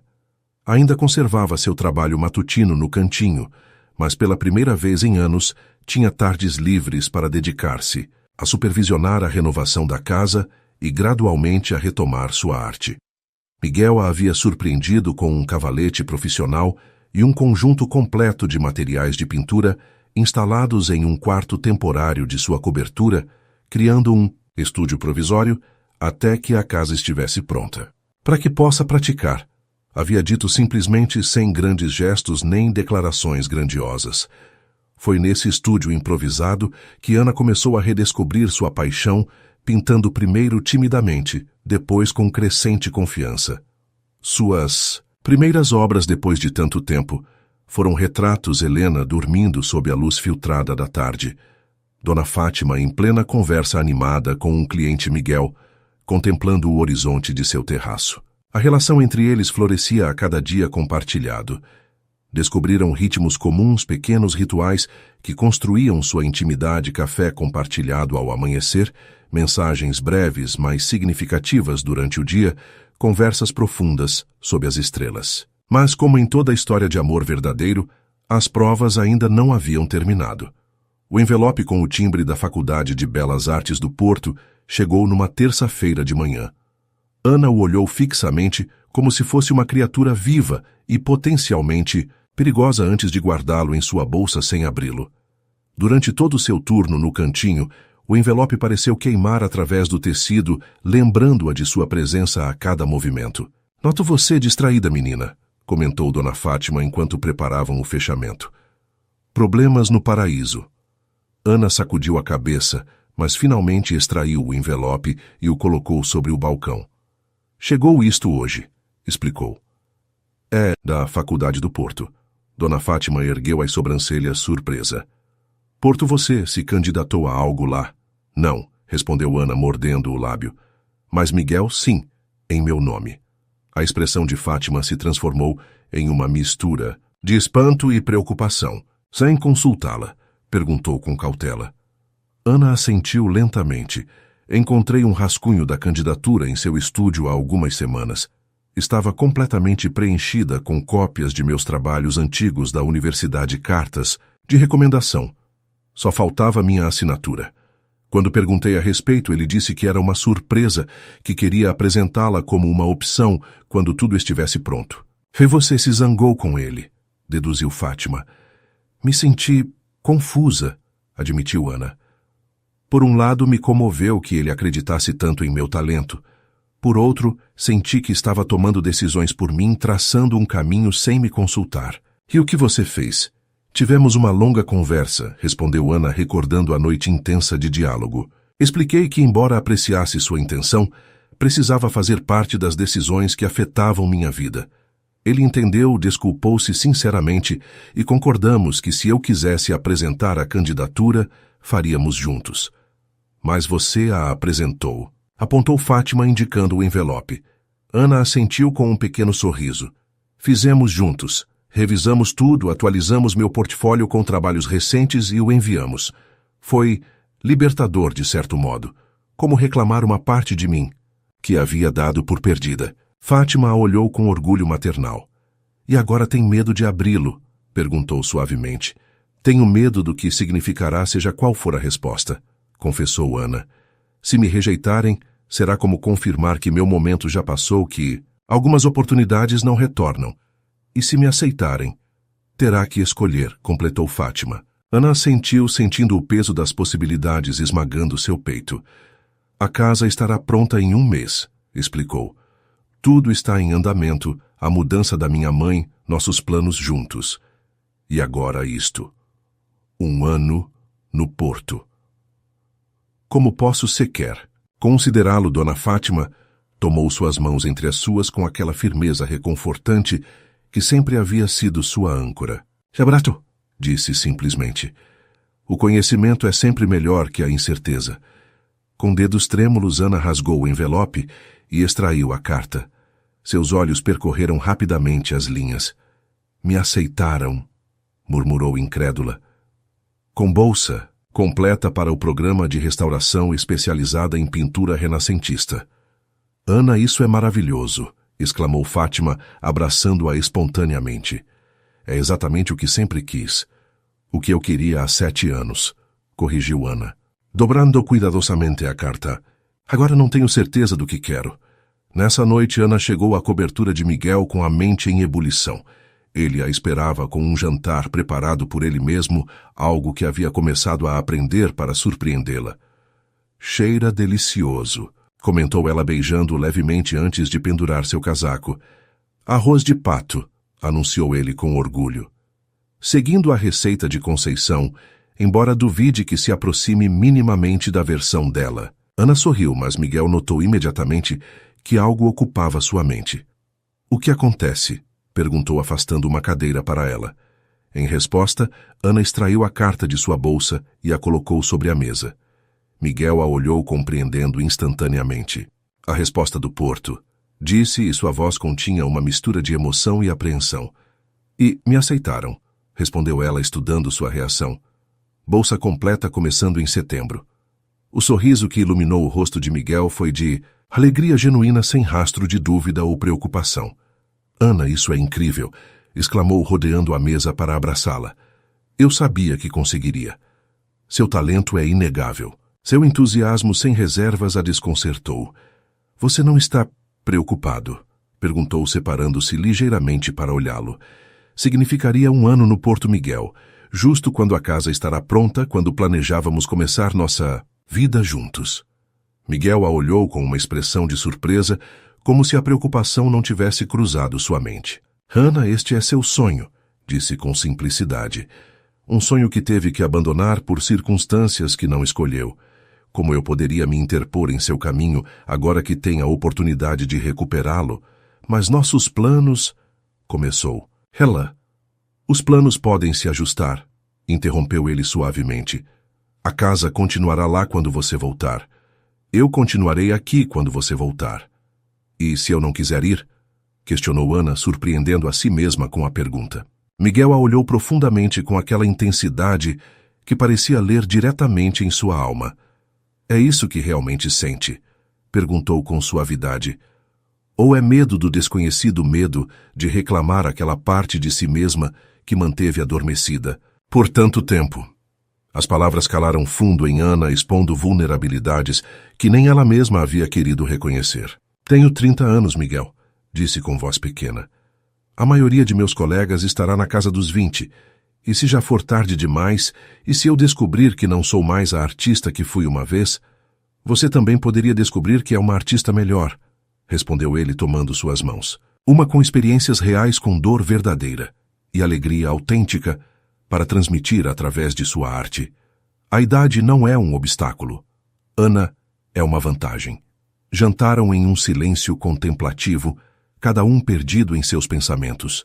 Depois, no terraço sob o céu estrelado, Ana finalmente expressou seu temor mais profundo. Tenho medo de perder você, confessou em um sussurro. De que a distância e o tempo erodam o que construímos. De voltar e encontrar que nossos mundos se separaram demais. Miguel a envolveu em seus braços, beijando suavemente seus cabelos. O amor verdadeiro não é tão frágil, Ana, murmurou contra seu ouvido. O que temos não depende da proximidade física ou de rotinas compartilhadas. É mais profundo, mais resiliente. Separou-se ligeiramente para olhá-la nos olhos. Além disso, acrescentou com um sorriso, o porto está a menos de 3 horas de carro. Posso trabalhar de lá ocasionalmente. Podemos nos encontrar em Coimbra para longos fins de semana, explorar o Douro juntos no outono, descobrir cantos do Alentejo que ninguém visita. A imagem que pintava era sedutora, um ano não de separação, mas de descoberta, compartilhada de crescimento paralelo. E minha mãe? Perguntou Ana, embora já com menos convicção em sua resistência. Helena estará perfeitamente instalada em seu apartamento, respondeu Miguel. Dona Fátima já me prometeu visitá-la regularmente, e Conceição estará atenta a ela diariamente. Além disso, os médicos dizem que sua resposta ao tratamento é excepcional. Ela poderia estar em remissão completa antes de você partir. Ana se deu conta com certa surpresa de que Miguel havia considerado todas as objeções, todos os obstáculos antes mesmo de conhecer a resposta do Porto. Havia se preparado para apoiá-la incondicionalmente, fosse qual fosse sua decisão. Você realmente acha que eu deveria ir? Perguntou, buscando em seus olhos algum traço de dúvida ou ressentimento. Acho que você deve escutar seu coração, respondeu ele. Mas sim, acho que se não aproveitar esta oportunidade algum dia, poderá se arrepender. E não quero que daqui a 20 anos você me olhe e se pergunte o que teria sido de sua vida se não tivesse ficado por mim. As semanas seguintes foram um turbilhão de decisões e preparativos. Ana alternava entre momentos de emoção febril ante a perspectiva de estudar no Porto e episódios de dúvida paralisante. Helena, para sua surpresa, foi sua mais firme apoiadora. Filha, você já sacrificou demais por mim, lhe disse uma tarde enquanto revisavam juntas os documentos de admissão. É sua vez de viver seus sonhos. A casa na Alfama avançava a bom ritmo. Ana e Miguel passavam os fins de semana supervisionando os trabalhos, escolhendo acabamentos, imaginando a vida que construiriam ali. Embora agora com um ano de intervalo. Podemos terminar seu estúdio quando você voltar, sugeriu Miguel, enquanto percorriam os cômodos do andar superior, já com paredes levantadas e janelas instaladas. Assim poderá decidir exatamente como o quer depois de sua experiência. No Porto. A forma como ele falava sempre do futuro com certeza absoluta sobre seu retorno e sua vida juntos dissipava gradualmente os medos de Ana. O apartamento de Helena ficou terminado primeiro e a mudança foi programada para o final de julho, permitindo-lhe instalar-se confortavelmente antes da partida de Ana em setembro. O dia da mudança, enquanto Ana observava como sua mãe explorava com deleite cada canto de seu novo lar, sentiu uma estranha mistura de encerramento e abertura, como se um ciclo terminasse e outro começasse simultaneamente. É perfeito, filha, disse Helena, admirando a luz que banhava a sala. Nunca pensei que viveria em um lugar assim. Você merece mãe, respondeu Ana, abraçando-a com cuidado. Depois de tudo o que passou, merece isto e muito mais.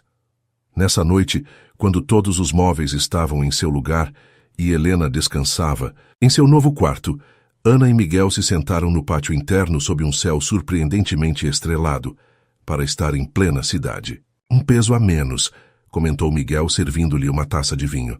Saber que Helena estará confortável e segura enquanto você estiver fora.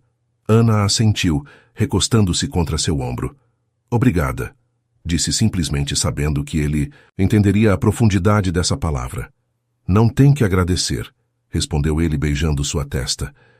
Tudo o que te faz feliz, me faz feliz. Sentados ali sob as estrelas que haviam presenciado inúmeras histórias de amor ao longo dos séculos, Ana compreendeu finalmente que sua escolha não era entre o amor e seus sonhos. Era entre o medo e a confiança, entre agarrar-se ao passado ou abraçar o futuro. E nos braços do homem que havia transformado sua vida, soube exatamente o que escolher. 1 ano depois, a estação ferroviária de Santa Apolônia fervilhava de atividade naquela tarde de julho. Miguel consultou pela enésima vez o painel de chegadas, confirmando que o trem proveniente do porto chegaria pontualmente.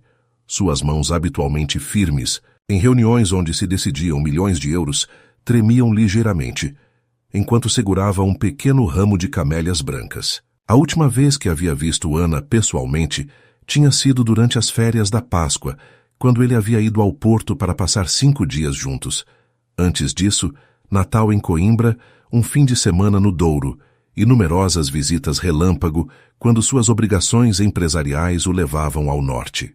Videochamadas diárias, mensagens constantes, pacotes surpresa enviados em ambas as direções, haviam mantido a conexão viva durante o ano de separação. Mas nada podia comparar-se à tela finalmente de volta permanentemente. O anúncio da chegada o arrancou de seus pensamentos. Dirigiu-se à plataforma, misturando-se com famílias expectantes e motoristas profissionais com cartazes. Seu coração batia com força, enquanto os primeiros passageiros começavam a emergir. E então, viu.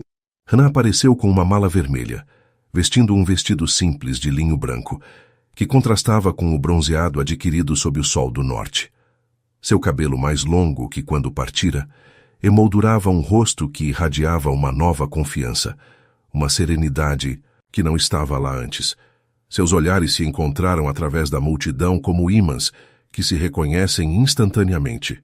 O sorriso que iluminou o rosto de Ana ao vê-lo foi como um amanhecer depois da noite mais longa. Correu para ele deixando abandonada sua mala e se lançou em seus braços com um abandono que falava de anseio satisfeito, de distância finalmente superada. Miguel a levantou do chão, girando com ela em um abraço que fez com que vários transeuntes sorrissem ante a evidente alegria de seu reencontro. Você está aqui, murmurou ele contra seu cabelo, inalando o aroma familiar que havia sentido falta cada dia. Finalmente está aqui. Estou em casa, respondeu ela, separando-se o suficiente para olhá-lo nos olhos. Finalmente em casa. O beijo que compartilharam foi ao mesmo tempo uma saudação e uma promessa renovada, uma confirmação de que o que haviam construído não só havia sobrevivido à distância, como havia florescido com ela.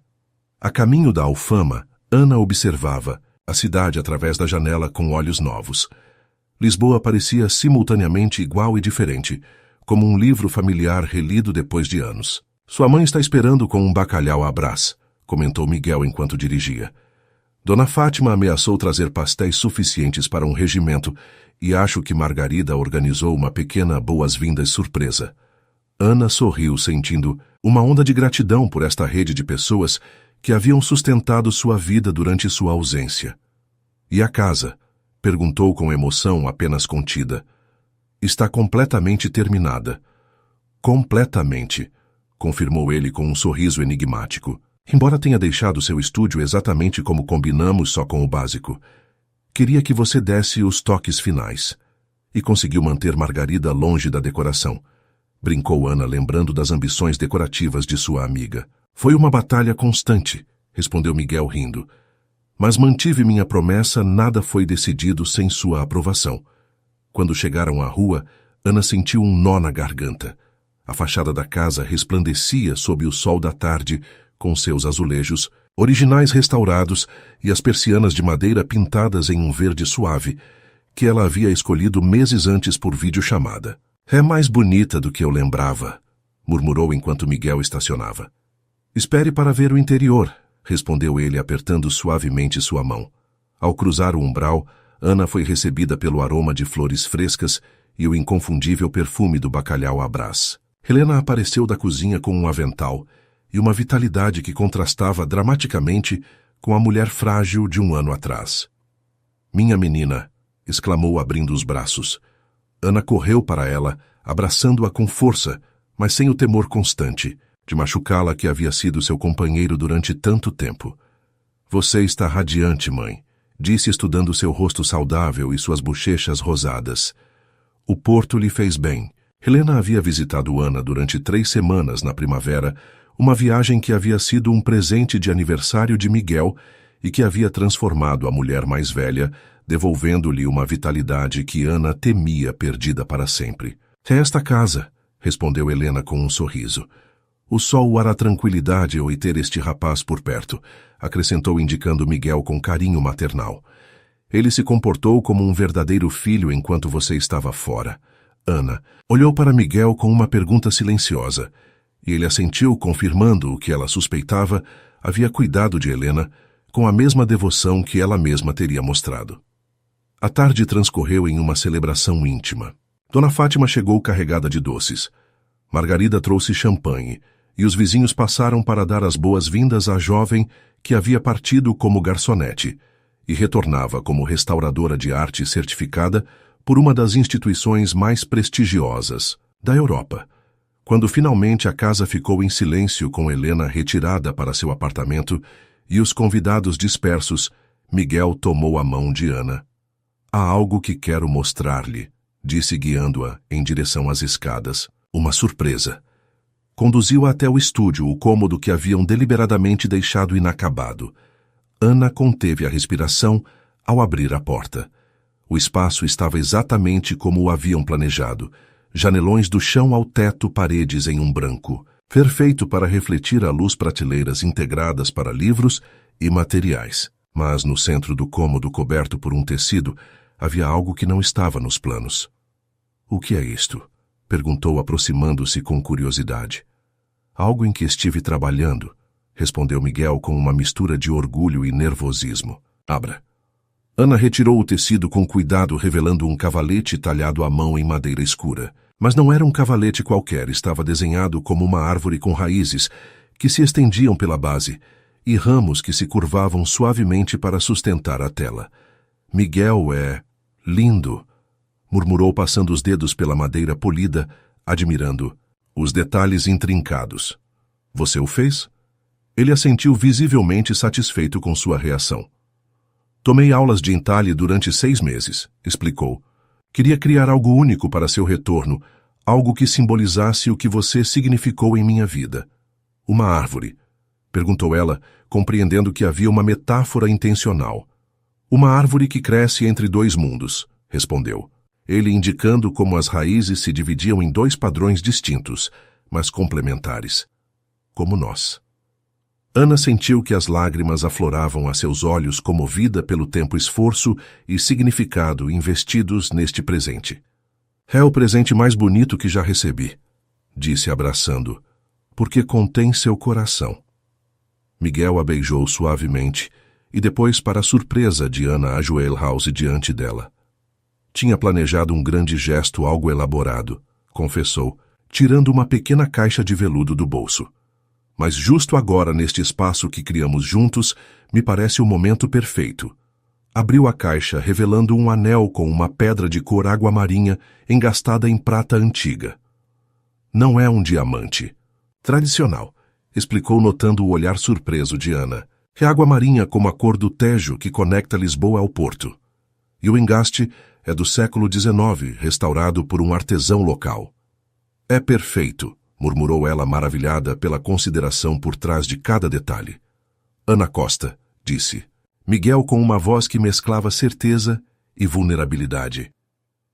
"Estes meses separados só confirmaram o que já sabia, que quero passar o resto da minha vida com você.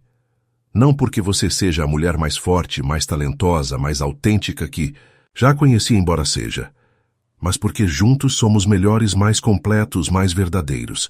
Tomou sua mão esquerda segurando o anel junto ao seu dedo anular. "Você me faria a extraordinária honra de se casar comigo. Não como a garçonete e o milionário, não como a artista e o empresário, mas simplesmente como Ana e Miguel, 2 pessoas que encontraram o lar uma na outra. Ana olhou para o homem. Ajoelhado à sua frente, o homem que havia transformado seu mundo, sem pedir-lhe que abandonasse suas raízes, que havia esperado pacientemente enquanto ela perseguia seus sonhos, que havia amado cada faceta de seu ser, sem tentar mudá-la. Sim, respondeu com um sorriso que continha toda a luz do universo. 1000 vezes sim, quando o anel deslizou em seu dedo, encaixando-se perfeitamente, como se tivesse sido criado para ela desde o princípio. Ana compreendeu que a vida raramente segue os caminhos que planejamos. Às vezes nos leva por rotas inesperadas, através de vales de sofrimento e montanhas de dificuldades, só para nos conduzir exatamente onde devíamos estar. E enquanto se fundia no abraço de Miguel, sob a luz dourada do entardecer lisboeta, que se filtrava através dos janelões de seu estúdio, Ana soube com certeza absoluta que havia chegado em casa.